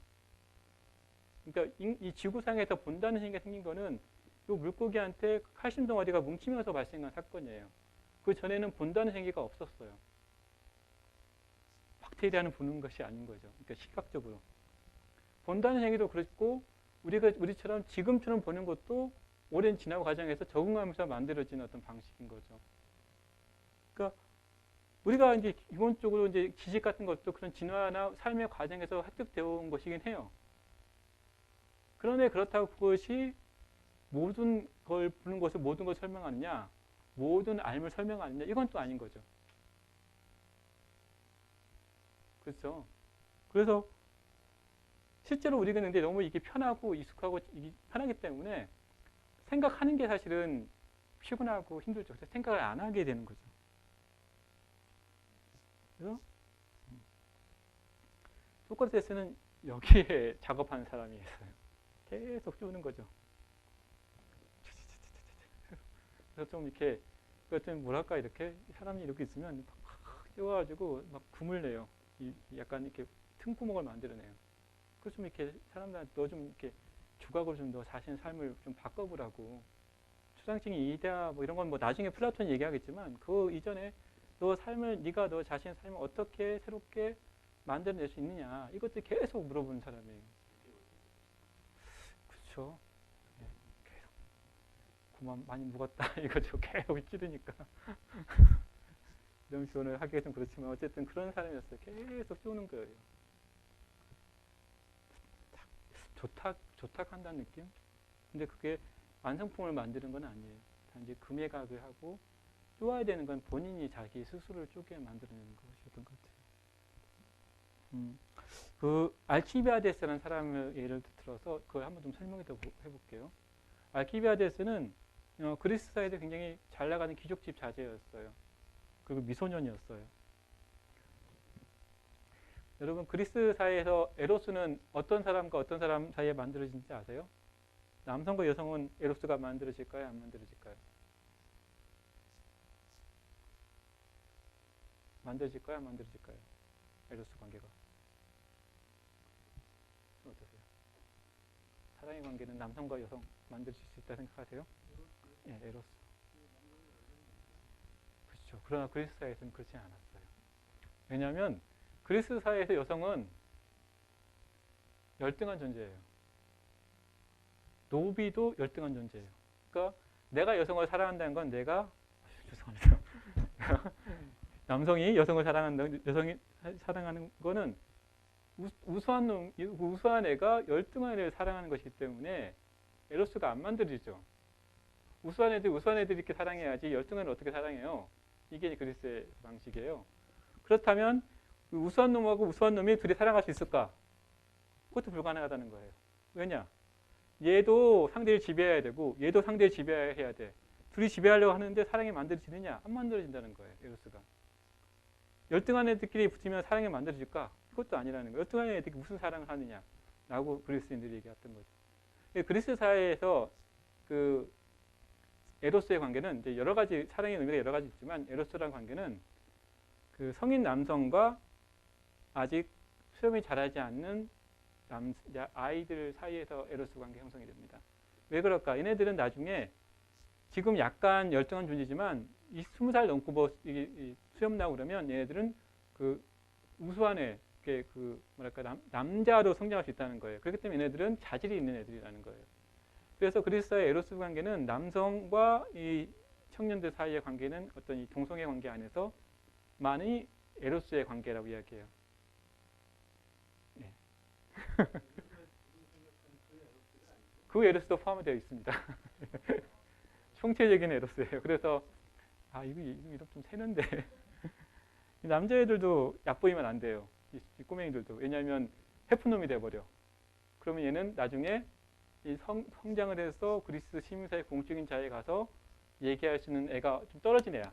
해픈 애니까. 생각이 없는, 지각 없는 애니까. 따라서 이 아이들도 어른들과의 밀당을 잘 해야 되는 상황이 돼버렸어요.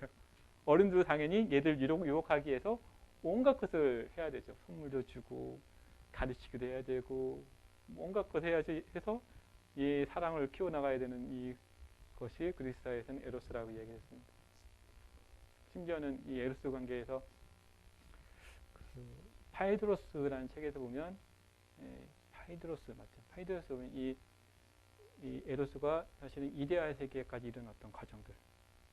단순하게 이 남자가 어린 남자의 사랑하는 것이 아니라 이 통해서 자신이 봤었던 저 지구한 이데아의 세계를 확인하는 어떤 관계까지 상기한다고 그러는데 가는 과정들을 그런 얘기를 하지만 어쨌든 그렇고 알키비아데스 보면 알키비아데스는 그런 온갖 그리스 남성의 유혹하는 대상이었어요. 이쁘고 잘생기고 집도 되게 빠방하고 그리고 정치력도 엄청나게 있는 집안의 아이. 그래서 장차 커서 그리스에서 뭔가 리더가 될 사람이 알키비아데스는 실제로 알키비아데스는 그리스 사회의 리더가 돼요. 그러다가 말아먹어요. 그리고 다시 스파르타 가가지고 그리스를 멸망시키는 역할을 해가지고 어쨌든 이 청년이 이제 소크라테스를 굉장히 좋아했어요. 근데 소크라테스가 곁을 안 줬어요. 그러다가 이 청년이 수염이 나기 시작하고 막 이제 정치의 단계, 더 이상 아이의 단계가 아니라 그리스의 성인 남성의 단계로 갈 순간에 소크라테스가 이 아이한테 전혀 말을 걸지 않았던 소크라테스가 이 아이한테 이야기를 하기 시작합니다. 얘가 되게 좋아했겠죠. 얘는 되게 소크라테스를 되게 좋아했어요. 근데 소크라테스 선생이 얘한테 눈길을 안 줬어요. 일당이 있으니까 그건 모르겠지만 소크라테스가 이 아이한테 말을 걸기 시작합니다. 뭐냐면 소크라테스와 이 아이 사이에 어떤 관계가 형성되는 거죠. 이 관계, 어떤 배움의 관계랄까? 이 관계가 이 아이가 그냥 하는 것이 아니라 더 이상 아이가 아니라 성인 남성으로서의 어떤 역할을 해야 되는 나이가 되는 순간에 소크라테스가 말을 걸면서 이야기를 주고받기 시작합니다. 그게 알키비아데스라는 책에 나와 있습니다. 사실 알키비아데스는 위작의 논란이 있긴 하지만 어쨌든 그냥 뭐 그런 거 떠나서 그냥 그리스 사회의 어떤 사회를 알 수 있다 생각한다면 꽤 재미있는 책입니다. 그래서 알키비아데스한테 말을 걸면 시작합니다. 묘하죠. 이 사람들이 막 이 아이한테 열공할 때는 관심 갖지 않다가 성인이 되면 이제 더 이상 이제 애정의 대상이 될 수가 없거든요. 이 남자들의 관심이 다 떨어질 때쯤에 이 소크라테스 선생이 이 아이한테 말을 걸고 이야기를 주고받기 시작합니다.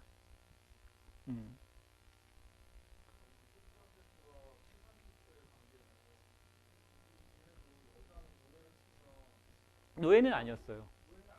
예, 노예는 아니죠. 부인이잖아요. 우리가 생각하는 그 당시, 그러니까 생각을 달리해서 우리가 생각하는 그 에로스의 관계를 대입하지 마시고 그 사람들은 이것을 에로스라 생각했다라고 생각하시면 됩니다. 예. 당연히 유전자를 남기기 위해서는 남자 여자 관계가 있어야 되는 거죠. 그건 뭐 진화 과정에서 당연히 나오는 건데 그것과 별개로 에로스라는 관계는 여기 사이에서 형성되지 않았다라고 생각하는 거죠.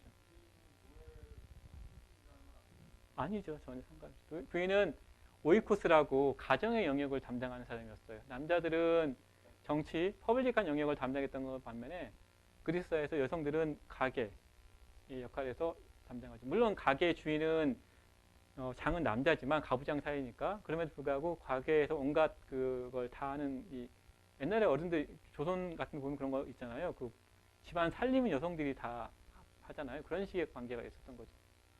그래서 남편과 아내의 관계는 굉장히 좀 뭐랄까 그리스 사회에서는 나이 차이가 있는 경우가 많았어요. 그래서 아내를 이렇게 남성들이 교육한다랄까 그런 식의 관계였어요. 그러니까 나이 차이 나는 그런 부부들이 꽤 많았습니다. 그리스 사회에서는. 그렇지만 그 관계를 사랑이라고 에로스의 관계라고 이제 이렇게 소크라테스가 살았던 시대에는 부르지는 않았어요. 물론 남자 여자 감정이 있었겠죠. 그렇지만 에로스는 아니었던 거죠. 근데 그래도 에로스라는 것 자체가 약간 상하 관계 같은 게 있을까? 평등성 것끼리가 아니라 그렇죠. 관계가 원래 사랑하는 자가 있고 사랑받는 자가 있는 거죠. 그리고 사랑하는 자는 그리스 남성들 시민들이었고 사랑받는 자는 그리스에 있는 이 청년들이었던 거죠. 사랑하는 자와 사랑받는 자의 관계가 이렇게 만들어지는 거죠. 그런 사랑하는 자와 사랑받는 자의 관계가 에로스의 관계라는 거예요. 근데 사랑받는 자의 여성이나 노예는 들어갈 수 없는 거죠. 예. 그래서 이제 그래서 다시 갑니다. 그럼 알키바데스 던지는 건 뭐냐? 얘가 이제 정치에 등장하니까 너 정치가 뭔지 알아? 라고 질문을 합니다. 그래서 이제 그러자 이제 알키바데스가 공동체와 시민들 사이의 하모니가 뭐냐면 조율이란 말 아세요? 네, 하모니 우리가 하모니 이것이 아니라 조율 그 뭐죠? 피아노에서 조율하는 거 있잖아요. 맞게 하는 거 이런 것들이 이제 그 정치하는 거다라고 얘기합니다. 그래서 생각을 일치하기 위해서 이제 생각도 일치시키고 서로 생각을 공유하고 조율해서 공동체 구성원들 사이의 우정의 관계가 필리아의 관계가 만들어내는 것이 정치다라고 얘기합니다. 그러면 쭉쭉 나가면서 결과적으로는 이게 좀 복잡하지만 어쨌든 네가 아는 게 더 모른다라는 것들 약간 이게 좀 논의가 복잡하긴 하죠. 복잡해서 약간 드리면 알키바데스가 알고 있는 그 하모니라는 것이 사실상 하모니가 아니라는 것이 증명이 돼요. 그러니까 모든 사람의 일치해야 되는데 사실은 그 기술을 하는 사람들과 농업을 하는 사람들, 이 사람들이 다 같이 공통의 생각을 만들 수 없다는 거죠. 왜냐하면 다르니까. 따라서 너가 알고 있는 것이 사실상 그 정치가 아니라는 것을 이렇게 알키비아데스에게 증명을 해냅니다. 그러면 소크라테스가 물어봐요. 그럼 네가 정말로 통치술에 대해서 이야기하는데 네가 정말 배려해야 될 건 뭐냐? 정치가 더 배려해야 될 것이 무엇이냐? 그거는 네가 정치에 대해서 얘기하는 것이냐? 내가 보기엔 아니라는 거야. 차라리 너 자신의 영혼에 대해서 배려하는 것이 어떤 면에서 더 우선적이다라고 얘기합니다. 자기를 배려하라는 거예요.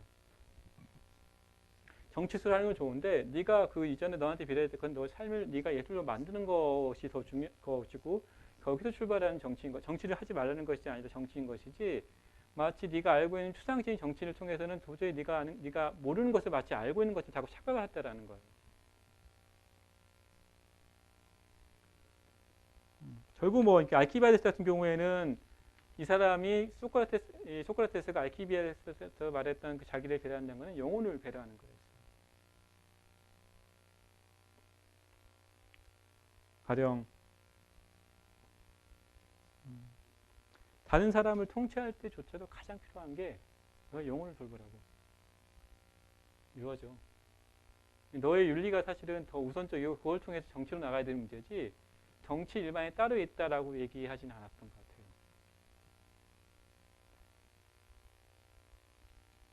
그게 사실은 소크라테스가 묘하죠. 자기인식. 뭐냐면 나 통치술에서 시작했지만 결국 나갔던 것은 내가 어떻게 파악해야 되는 건가 자기를 인식하는 것이었고 이걸 통해서 궁극적인 게 뭐냐면 이것이 나의 삶을 배려하는 문제고 동시에 공동체의 삶을 배려하는 방식으로 이 소크라테스가 이제 사람들을 생각하게 만들어내는 것이었던 겁니다. 역설적으로 근데 되게 묘하죠. 알키비아데스 스스로가 자신의 무지에 대해서 자각할 수가 없었어요. 누가 있었냐? 누가 필요했냐? 스승이 필요한 거죠. 근데 스승은 어떤 존재냐? 소크라테스는 자신이 알고 있다고 생각하는 사람은 아니었던 것 같아요. 그렇죠. 소크라테스는 어떤 존재냐? 나는 내가 알고 있는 것이 사실은 모르는 것이면 아는 존재다 였죠. 무지에 대한 자각이었기 때문에 소크라테스는 알을 전달해 준 사람은 아니었어요. 그런데 소크라테스가 와서 이 청년한테 이제 계속 질문하는 거죠. 이 문답의 과정에서 만들어진 거 뭐냐? 공통의 탐구라고 했는데 이 공통의 탐구 과정에서 이 청년은 자신의 영혼을 배려하는 것들을 배우게 되었던 거죠. 소크라테스가 지식을 전달해 주진 않았어요. 단지 이 친구한테 질문을 했고 이 질문의 과정에서 이 사람이 자신의 무지를 대면하게끔 그런 공동의 탐구 과정이 있었던 거죠. 이게 굉장히 중요하죠. 공동의 탐구라는 거. 가령 여러분과 저도 공동의 탐구죠. 그러니까 여러분과 저가 같이 물론 지금은 일방적인 강의지만 이 과정 안에서 여러분들 눈빛과 이 호응 관계 안에서 우리는 역설적으로 우리식의 방식의 어떤 소크라테스의 모습을 같이 조탁해 가는 것인 거죠.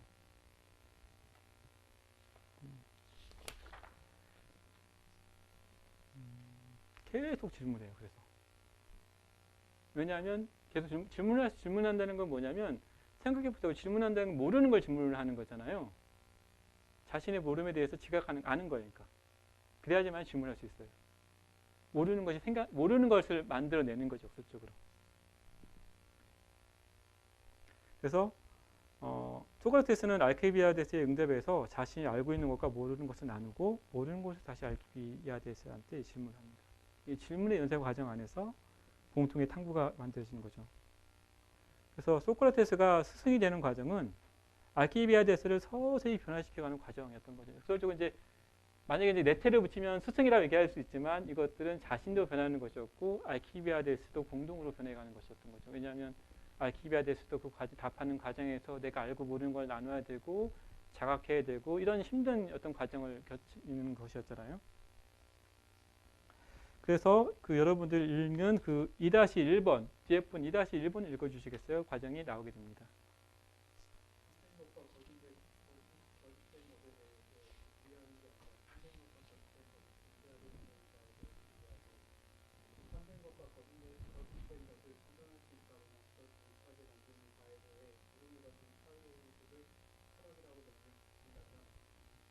그리스도에 접근하기 위해 주체가 자기 자신에게 필요한 경험을 다하는 필성, 경험 전반을 영성이라고 뜻했습니다.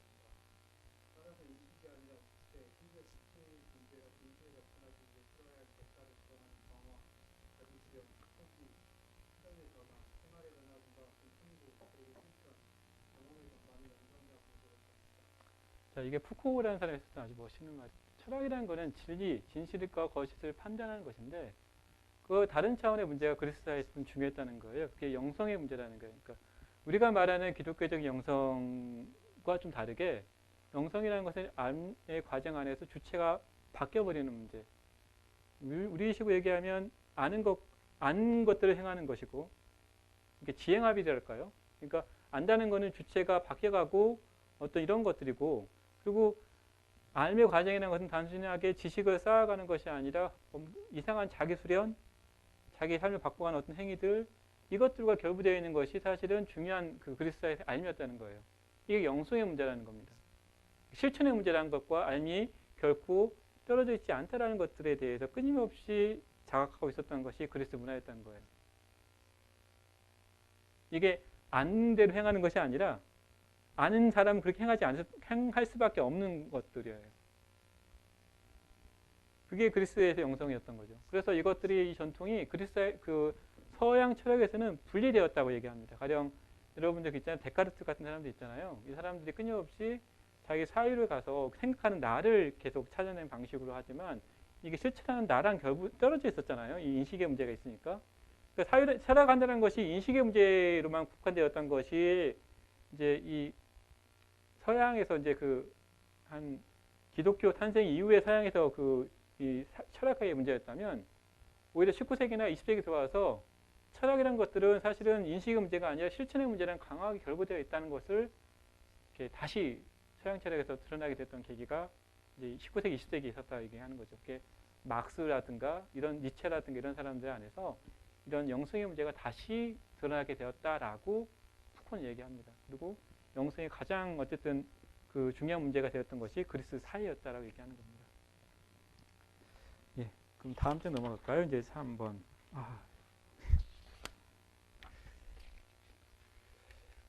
잠깐 5분만 쉬었다 할까요? 예, 5분만 쉬었다가 빨리 끝내겠습니다. 예, 5분만 쉬었다 하겠습니다.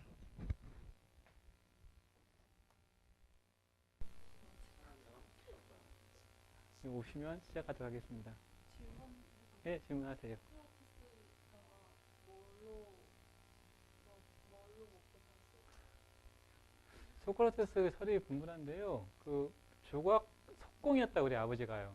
그래서 소크라테스가 석공을 했다는 말도 있고 하는데 실제로는 소크라테스가 어떻게 먹고 사는지에 대해서는 잘 안 나타나 있어요. 그러니까 굉장히 가난했어요. 그래서 부인으로부터 끊임없는 구박을 받았겠죠. 없었을 거예요. 근데 기본적으로 노예제 사회였으니까 어쨌든 노예제 사회였을 거고 일을 하는 것들은 노예를 통해서 많이 일했을 것 같은데 소크라테스가 어느 정도 부가 있었는지는 잘 모르겠어요. 실제적으로 가난한 시민들도 꽤 많이 있었어요. 네. 빈부격차가 있었으니까요. 그러니까 귀족과 그 일반 서민들 사이 안에 그 격차는 분명히 있었던 것 같습니다. 저도 그건 잘 모르겠네요. 소크라테스가 어느 정도 가난했는지 모르겠지만 굉장히 가난했다는 거는 대신 친구들은 잘 살았어요.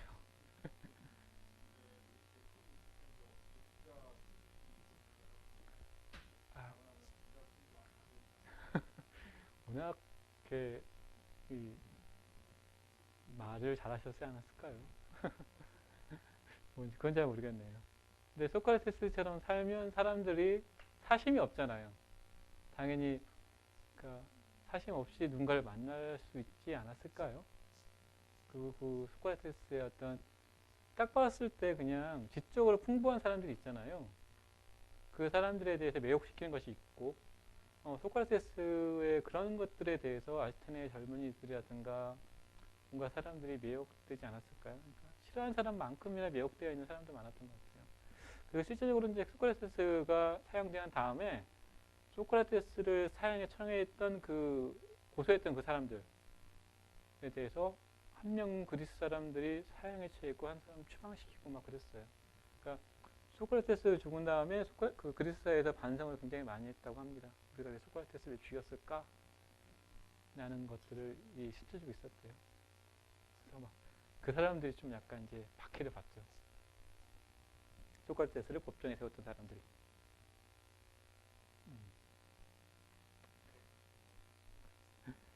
예, 예, 그렇죠. 예, 여러 가지. 그 다음부터 사실 그 그리스 사회의 변화가 많았을 거예요. 그 다음에는 우리가 알고 있는 것처럼 이제 마케도니아, 알렉산더 대왕에 의한 그리스 사회의 전통이 있었고 헬레니즘 문화라고 그러죠. 이제 그 알렉산더가 이제 건너가서 페르시아를 점령하고 이렇게 하면서 제국의 문화가 형성된 시기죠. 그 이후에는. 그러면서 이제 우리가 알고 있는 스토아파 이런 사람들이 등장하죠. 에피쿠로스, 뭐 스토아 이런 온갖 유파들이 이제 팍 펼쳐지는 시기가 또 펼쳐집니다. 그 다음에 이제 이 사회가 로마의 시대로 넘어가죠. 그 정도 있는 거죠. 자, 소크라테스가 기본적으로 했던 건 뭐냐면 이제 아까 얘기해서 이제 사람들하고 마주쳐서 이제 그 제자들하고 얘기를 하는데 그 사람들 자꾸 얘기를 하는데 기본적으로 소크라테스는 전제가 별로 없는 인간이에요. 왜냐? 나는 모른다는 거예요. 나는 모른다는 거 아는 인간이기 때문에 자기는 별로 전제가 없다 생각해요. 그래서 끊임없이 사람들한테 질문을 해야 되는 역할을 합니다. 이게 삼파술이라고 하는데 사람들한테 계속 사람들은 일단 내가 정의를 하죠. 난 이걸 알고 있다. 조건 지어진 것이 있잖아요. 아니면 어떤 정의를 내리죠. 소크라테스는 정의가 없어요. 당연히 이 사람을 하다 보면 이 사람은 막다른 어떤 골명에 물리게 되겠죠. 논리적으로 계속 툭툭툭툭 쳐내가니까. 그때 이제 이게 소크라테스가 보통 아포리아라고 여러분 들어보셨어요? 아포리아라는 말 쓰죠. 아포리아가 뭐냐면 막다른 길이 아니라 길 없는 길이에요. 길이 없음이라는 거예요. 이걸 통해서 사람들한테 이제 알게 하거든 혹은 이제 요 뭐랄까 막다른 골목까지 몰고 가는 것이 소크라테스의 문답법이었다고 얘기합니다. 그게 이제 그래서 여기서 나오는 게 이게 이 사람을 아프리카까지 가게 만들어내는 것이 공동의 탐구 과정이고 이걸 통해서 둘 다 바뀌어가는 것이었던 거죠. 소크라테스도. 그게 소크라테스가 사람들한테 지식을 전달하는 그런 방식이었던 것 같습니다. 자, 그러면 4장으로 가볼까요? 스승은 배우는 사람이다. 역설이죠. 우리는 스승은 가르치는 사람이라고 생각합니다. 그러나 과연 스승은 가르치는 사람일까? 가령 공자님은 자신을 어떻게 표현했는지 아세요? 공자님은 논어에서 자신을 표현하는 예? 예, 학인이라고 얘기하는 사람 얘기하죠. 공자가 자신을 할 때 자기는 학인이라고 얘기합니다. 이게 특이한 표현이죠. 공자가 웬만해서 자신에 대해서 난 이런 사람이라고 말하지 않지만 자기는 학인이라고 얘기합니다. 근데 그게 뭐냐면 호학 나는 배움을 좋아하는 사람이다. 학인보다는 배움을 좋아하는 사람이라고 얘기합니다. 이게 중요하죠. 배우는 거 좋아하는 거. 과연 이게 뭔지. 이거는 제가 좋아하는 사람인데요. 비노베 바베라는 사람의 글입니다. 비노베 바베는 인도의 영성 지도자 중 한 사람이었고 공동체 운동의 사람이었고 인도에 가난한 사람들 있잖아요. 이 인도의 그 부자들한테 땅을 좀 받아가지고 지역마다 가난한 사람들을 모아서 가르치고 어떤 공동체를 만드는 운동을 했었던 사람입니다. 꽤 한국에 꽤 많이 번역되어 있어요. 이 비노바 바베 책은. 그 한 구절을 따왔습니다. 한번 뒤에 분 한번 읽어봐 주시겠어요?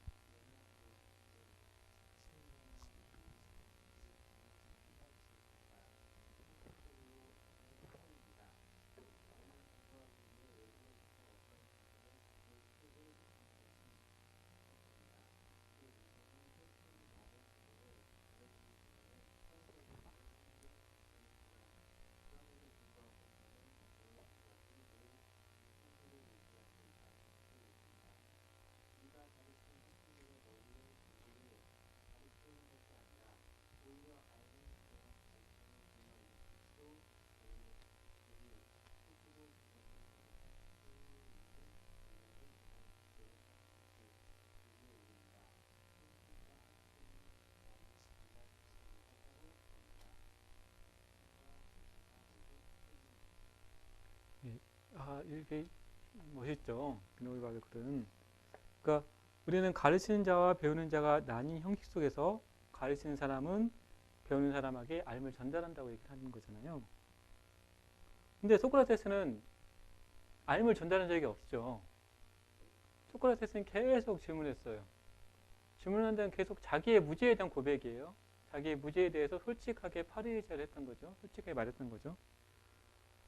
그러니까 자신이 모르는 것과 아는 것을 구별하고 계속 물었던 거. 어쩌면 소크라테스가 전하고 싶었던 거는 이런 거 같아요. 이런 이 묻고 전하는 어떤 느낌들. 중요한 거는 진리를 전달하는 것이 아니라 이 묻고 질문하는 과정의 어떤 느낌, 미묘한 어떤 이 떨림 이런 것들이 아니었을까? 감흥일 수 있고 그런 거와 연동되어 있다고 생각을 합니다. 여기서 또 배울 때 어떤 이 감흥이 있잖아요. 좋잖아요. 어떤 내가 모르는 걸 알게 되었을 때 느끼는 어떤 해방감도 있지 않습니까? 그런가요? 근데 웃으시잖아요, 지금. 이게 그런 느낌일 거예요. 뭔가 하는 거. 내가 톡톡톡 하는 느낌들. 이것들이 사실은 배움에서 굉장히 중요한 거죠. 그러니까 배움이 이전에 배움이 있다면 아마 이런 배움들이 아니었을까라는 생각은 있어요. 이 중요한 거는 이 배움의 느낌이나 알의 어떤 열정들을 부각하는 것이지 지식의 전달이 아닐 수 있습니다. 그러니까 알고 있던 사실은 모르는 것이었음을 자각할 때 오는 어떤 당혹감, 해방감, 자유로움을 소크라테스는 공유하고 싶었던 것 같아요. 그러니까 소크라테스가 공유하고 싶었던 거는 그것에 대한 어떤 지식이 아니었던 생각이 들어요. 역설적으로 아주 소박한 것이지 아니었을까. 내가 이 무지를 제어했을 때 느끼는 어떤 해방감, 자유로움, 소소해 보이지만 이것들이 사실은 존재를 다르게 살고 다르게 행동하도록 만드는 어떤 것이니까요. 그래서 소크라테스한테는 우리는 아는 것이 중요하고 모르는 것은 나쁜 거잖아요. 근데 아는 것만큼 무지가 중요한 거예요. 소크라테스는. 이 비노바 바베도 마찬가지예요. 그러니까 우리는 알에 대해서 막 잘 배우고 이런 거 훌륭하죠. 역설적으로 무지에 대한 예찬은 하지 않아요. 무식관계나 그런 것이 아니라 무지의 소중함. 이 무지에 대한 소중함에 대해서 얘기하는 거. 모른다는 것이 아니라 무지하다는 것이 아니라 무지가 어떤 건지에 대해서 알에 대한 질문 속에서 만들어지는 무지의 소중함에 대해서 끊임없이 질문하는 게 이제 소크라테스나 비노바의 알미 아니었을까. 이때 스승이라는 사람은 가르치는 사람이기 이전에 어떤 이 열정을 자극한 사람이고 동시에 열정은 전달될 수 없잖아요. 느낌은 전달되지가 않잖아요. 이게 얼마나 중요하고 이런 것인지 전달되지 않잖아요. 그럼 뭐냐? 내가 보여줄 수밖에 없어요. 스승은 표본이 된 사람이거나 모방했으면 좋겠다라는 어떤 이런 것이지 그걸 가지고 이렇게 알에 대한 열정을 가지고 있는 사람이지 지식을 소유한 사람은 아닌 거예요. 그랬을 때 나타나는 이렇게 상대에 대한 기쁨이죠. 촉발되는 거. 이게 묘하잖아요. 이게 사람들을 이렇게 묘하게 끌리게 하는 것이 있잖아요. 누군가가 열심히 하고 있어. 좋아해. 그러면 주변 사람도 막 그 감염이 돼버려요. 소곤소곤하면 감염이 돼버려요. 이것들을 만들어낸 사람이죠. 이게 스승인 거죠, 사실은. 그런 의미에서 촉발을 시키는 사람이 스승이기 때문에 내가 지식이 있다고 스승이 되는 건 아니에요. 그러니까 제가 얼마나 아까 후학이라고 했잖아요. 후학이라는 거, 알을 좋아하는 거잖아요. 공자님이 가령 아내나 다른 제자들보다 더 지역이 떨어질 수도 있어요. 그렇지만 공자님이 제일 잘하는 건 뭐냐? 공자님은 아는 걸 좋아하는 건 제일 잘하는 인간이었어요. 그러니까 평생 그렇게 이리저리 돌아다니면서 뭔가를 찾으려 했겠죠. 이게 이제 이 알을 좋아하는 사람들이죠. 그랬을 때 이 전염이 되죠. 선생님은 전염시키는 사람이죠. 역설적으로. 가르쳐주는 사람이 아니라. 소크라테스 스스로도 자기가 누군가를 가르쳐 본 적이 없다고 얘기해요. 심지어는 그 결론에 보면 이제 그 얘기가 나와요. 자기는 사람들한테 가르쳐 본 적이 없다고. 근데 내가 붙잡고 얘기하고 있으면 주변 사람들 와가지고 자꾸 이렇게 날 구경한다고. 그리고 막 키득키득 웃고 자기들끼리 얘기하고 그런다고 얘기합니다. 그러니까 예. 가르쳐본 생각도 없고, 왜냐하면 자기가 모르는데 뭘 가르치겠습니까? 소크라테스가. 대신 그 사람은 저기 뱀을 좋아하는 사람이 저런 사람이구나 라는 것들을 보여주고 사람들한테 알림을 촉발시켰던 것 같아요. 주변에 이 애들이 전염되는 거예요. 그러니까 어쩌면 그리스에서도 굉장히 위험하다 느꼈을 것 같아요. 왜냐하면 애들이 모여가지고 뭘 배우냐면 키득키득거리는 걸 배우는 거예요. 냉소적인 거 있잖아요. 그러니까 소크라테스한테 제대로 배우면 좋은데 애들이 보면 그런 거지 딱 보면서 제가 소크라테스가 이렇게 사람들을 하고 있구나. 그러면 이렇게 보면서 이렇게 보면서 흉내를 내는 거죠. 소크라테스. 그리고 사람들 자꾸 막 물어보는 거예요. 당신 이거 알아? 그러면 소크라테스는 괜찮겠지만 주변에 있는 지들은 얼마나 지금 짜증이 났겠어요. 그런 상황도 있었을 것 같아요. 이 도시 사회 안에서. 애들이 다 그런 거 흉내내면 어른들은 이것만큼 불안한 게 어디 있어요. 얘네들이 나한테 자꾸 캐먹기 시작하는 거니까. 보니까 죽을만 하네요. 소크라테스가. 이거 보니까 죽일만 하네요. 이 사람들 입장에서 본다면. 굉장히 불안하죠. 불안하다는 것에 대한 이미지가 좀 바뀌시지 않으셨어요? 군중심리보다는 이렇게 사람들한테 자꾸 이렇게 낯선 걸 이렇게 퍼뜨리는 것 같아요. 소크라테스가. 예. 공적인 사회는 사실 안정적이어야 되잖아요. 정치체라는 것들은.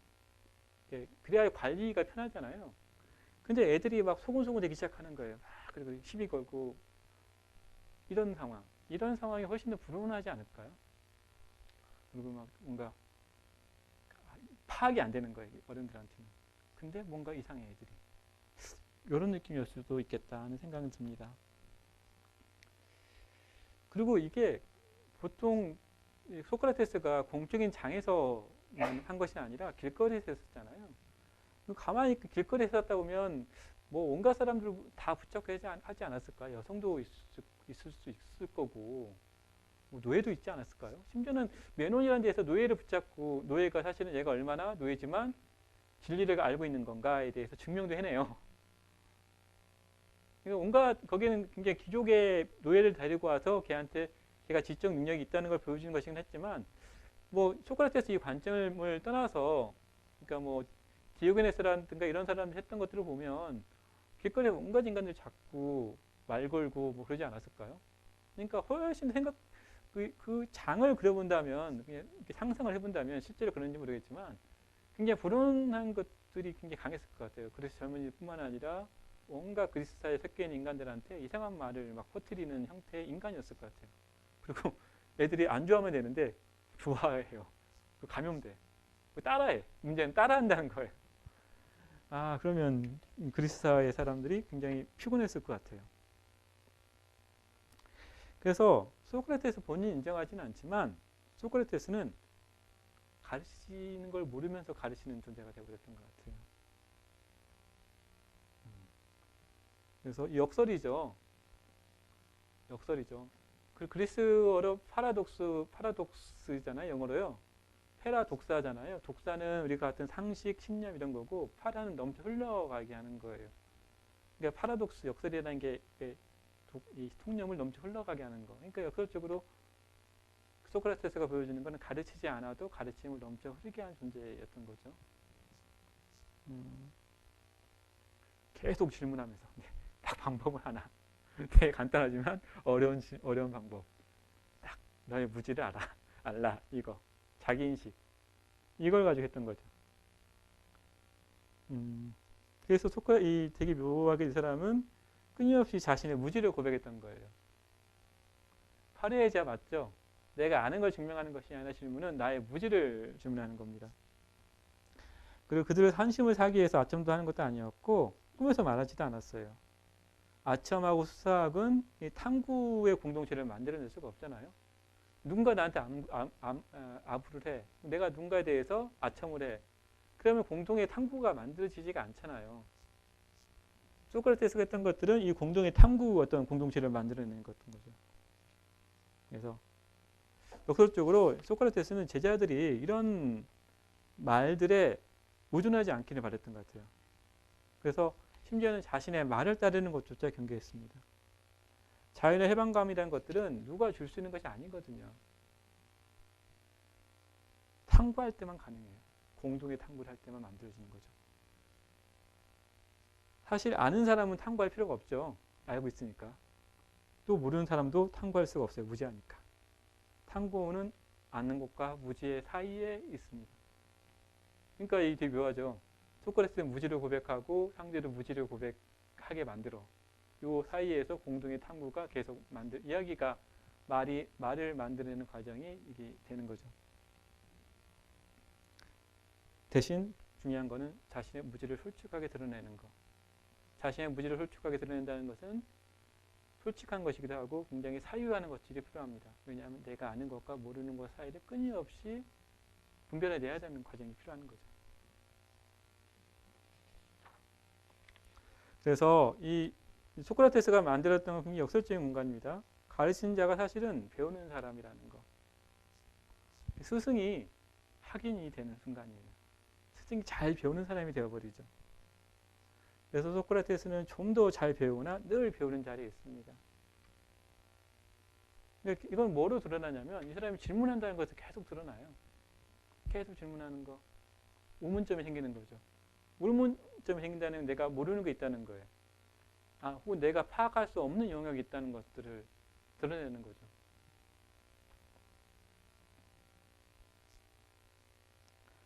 그래서 이 무지를 드러내고 다시 공통으로 탐구해가는 과정을 계속 해나가는 것.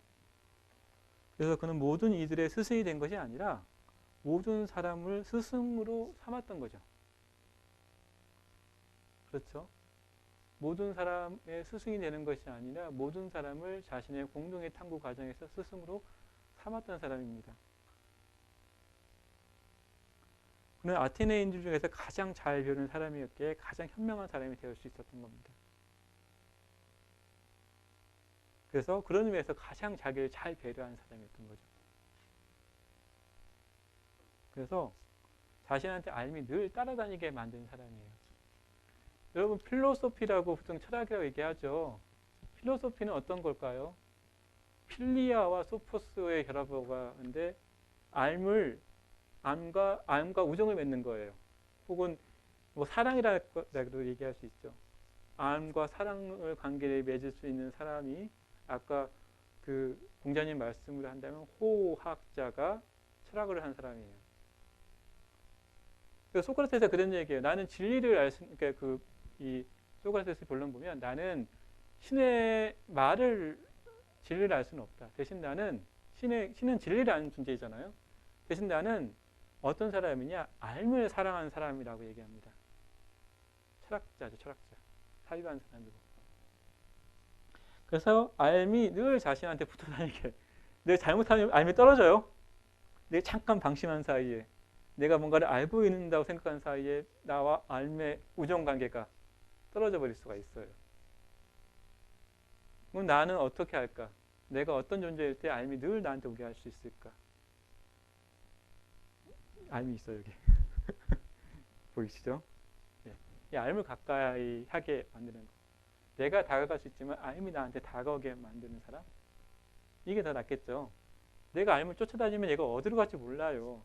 그렇지만 내가 아까 얘기했던 것처럼 매력적인 존재가 됨으로써 나한테 알을 다가오게 하는 사람.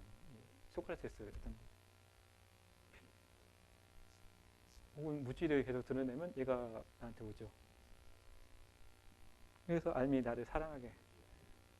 예? 네? 예, 그런 거죠. 예. 그래서 타인과 함께 탐구해 가기 위해서 우리는 타인의 느낌과 생각에 민감해야 됩니다. 그래서 아까 보면 굉장히 예민한 사람이에요. 말을 캐묻고. 그래서 이렇게 뭔가 이렇게 이렇게 뭐랄까 이미지가 있잖아요. 그 뭔가 철인의 이미지가 있잖아요. 막 약간 초월적이고 이런 사람이 아니라 역설적으로 상대가 어떻게 느끼는지 어떤 감각을 가지고 있는지 끊임없이 질문하는 사람이에요. 굉장히 예민한 사람이기도 할 것 같아요. 자신이 다른 사람이 무엇을 말하는지 잘 듣는 사람이고 동시에 자신이 이해하는 것과 모르는 것을 분별하고 다시 상대한테 질문할 수 있어야 되죠. 그래서 타인에게서 시작된 웅내에서 자신의 무지를 자각하고 다시 타인에게 질문하기 위해서 의식과 느낌에 대한 어떤 세밀한 관찰, 이게 철학하는 거죠. 따라서 세심하게 관찰할 수 있는 존재만이 타인을 촉발의 공동의 탐구 과정으로 만들 수 있습니다. 이런 사람이 우리가 말하는 소크라테스 스승인 것 같아요. 그래서 스승은 누군가를 가르쳐주지 않습니다. 가르쳐주는 사람이 아니라는 것이 소크라테스한테도 드러나죠. 뻥이죠. 그러니까 내가 누군가를 가르쳐줄 수 있다고 말하는 순간에 소크라테스 말하면 뭐가 되면 내가 뭔가를 가르쳐줄 수 있는 걸 아는 사람이 되잖아요. 그럼 소크라테스가 언제 다가오겠죠. 너 아는 게 뭐지? 물어보겠죠. 아, 약간 두렵네요. 그런 사람이었던 것 같아요. 우리는 삶에 대해서 저도 마찬가지인데 정보의 축적으로 삶을 받아들이는 경우가 너무 많은 것 같아요. 이게 굉장히 자본가적 마인드가 아닌가요? 축적하는 거. 그러니까 우리가 돈을 축적하는 것이 자본가이듯이 지식도 축적하는 어떤 자본가의 마인드가 우리한테 있는 것 같아요.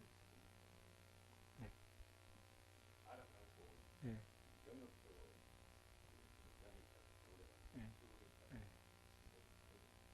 근데 사실은 그게 옛날에는 그게 위계가 만들어졌던 거잖아요. 이런 거잖아요. 옛날에 누가 어디 가서 뭘 알고 와. 지식을 가지고 와. 그 사람들한테 보여줘. 이 이미지가 사실은 이게 축적의 이미지잖아요. 축적한 사람이 사람들한테 베푸는 형태의 이미지가 같이 들어가 있잖아요. 그러니까 실제 그렇다는 것이 아니야. 우리가 가지고 있었던 지식이라든가 아는 사람에 대한 이미지가 어떻게 보면 축적하는 어떤 과정과 굉장히 유사한 것이 아니었을까. 그리고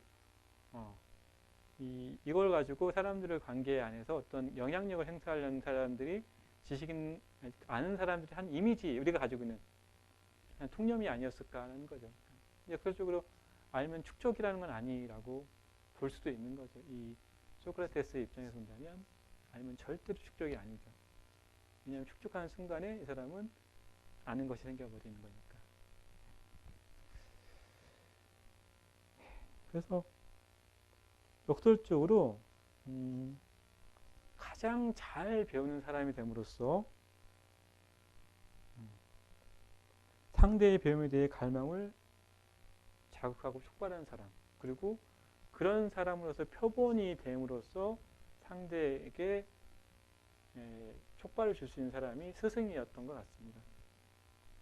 소크라테스는 가르치는 사람이 아니라 가장 잘 배우는 그런 사람이고, 배움을 통해 다른 이에게도 배움이 일어나도록 만드는 사람이었다라고 생각합니다.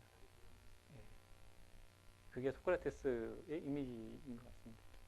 그러니까, 예. 여기까지. 여기까지가 사실 소크라테스가 제가 가지고 있는 소크라테스의 이미지였습니다. 그러니까 이거는 뭐 오랫동안 플라톤에 대한 오랫동안 그 연구 성과가 있었을 텐데 그런 거에 기반하는 건 아니었고요. 그러니까 푸코가 얘기했던 아까 말씀드렸던 것처럼 자기 배려라는 것에서 봤을 때 소크라테스는 어떤 존재였을까라는 접근법에서 한번 상상을 해본 소크라테스의 이미지입니다. 그러나 꽤 매력적인 사람이었던 것 같습니다. 자, 질문 있으신 분? 없어요. 소크라테스는 책을 쓴 적이 없어요. 남기지 않았습니다. 공자님은 근데 아니요. 춘추를 어쨌든 정리했다고 나와 있죠. 공자님. 제가 알기로는 그런데 찾아봐야겠네요.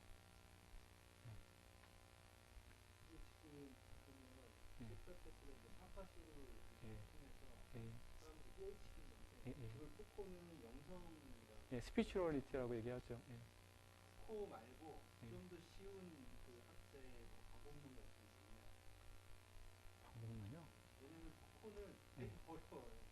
아, 그 말이요? 네, 봐도 어려운데 이게 무슨 의미를 아, 그러니까 푸코는 자기 수련 뭐 예. 수점의 변화, 그러니까 생활의 변화 이렇게 얘기하면 일반인들이 사파스를 어떻게 접근해야 되는지에 대한 방법론이 접근이 안 되니까. 사실은 아주 간단하게 얘기하면 푸코가 얘기하고 싶었던 것들은 그러니까 다른 방법이 있겠지만 푸코가 얘기했던 방법에 의하면 우리가 기존에 생각한다는 것이라는 것이 철학한다는 것이 생각의 문제로만 받아들였다는 거예요. 그러나 이제 그 보면 일종의 자기 수련하는 거, 가령 컴컴한 동굴에 들어가서 가만히 묵상을 한다거나 혹은 이렇게 음식을 놓고 암몽 연습을 한다거나 이런 거요. 그리고 뭐랄까요? 그 매일 아침에 일어나서 자성욕을 쓴다거나 이런 것이 자기 배려의 차원에서 있었던 그 문화가 있었던 거고, 이런 것이 훌륭한 삶을 촉발하는 것, 존재가 바뀌고 삶이 만들어지는 것에 그 일환일 수 있었다는 거라는 거죠. 그러니까 삶이라는 것이라는 것이 단지 인식의 문제, 진리를 추구한 인식의 문제에 국한되는 것이 아니었다라고 바라보는 것이 푸코였던 것 같아요. 그게 약간 어렵게 말들을 쓰고 있지만, 예, 비슷한 이제 예. 그 전에 철학자 중에서 되게 쉽게 쓰는 철학자들이 있잖아요. 그런 사람들 중에 혹시 비슷한 판타지가 있거나 반복에 대해서 학자가 있거나 관련 책이 있으면 그거 좀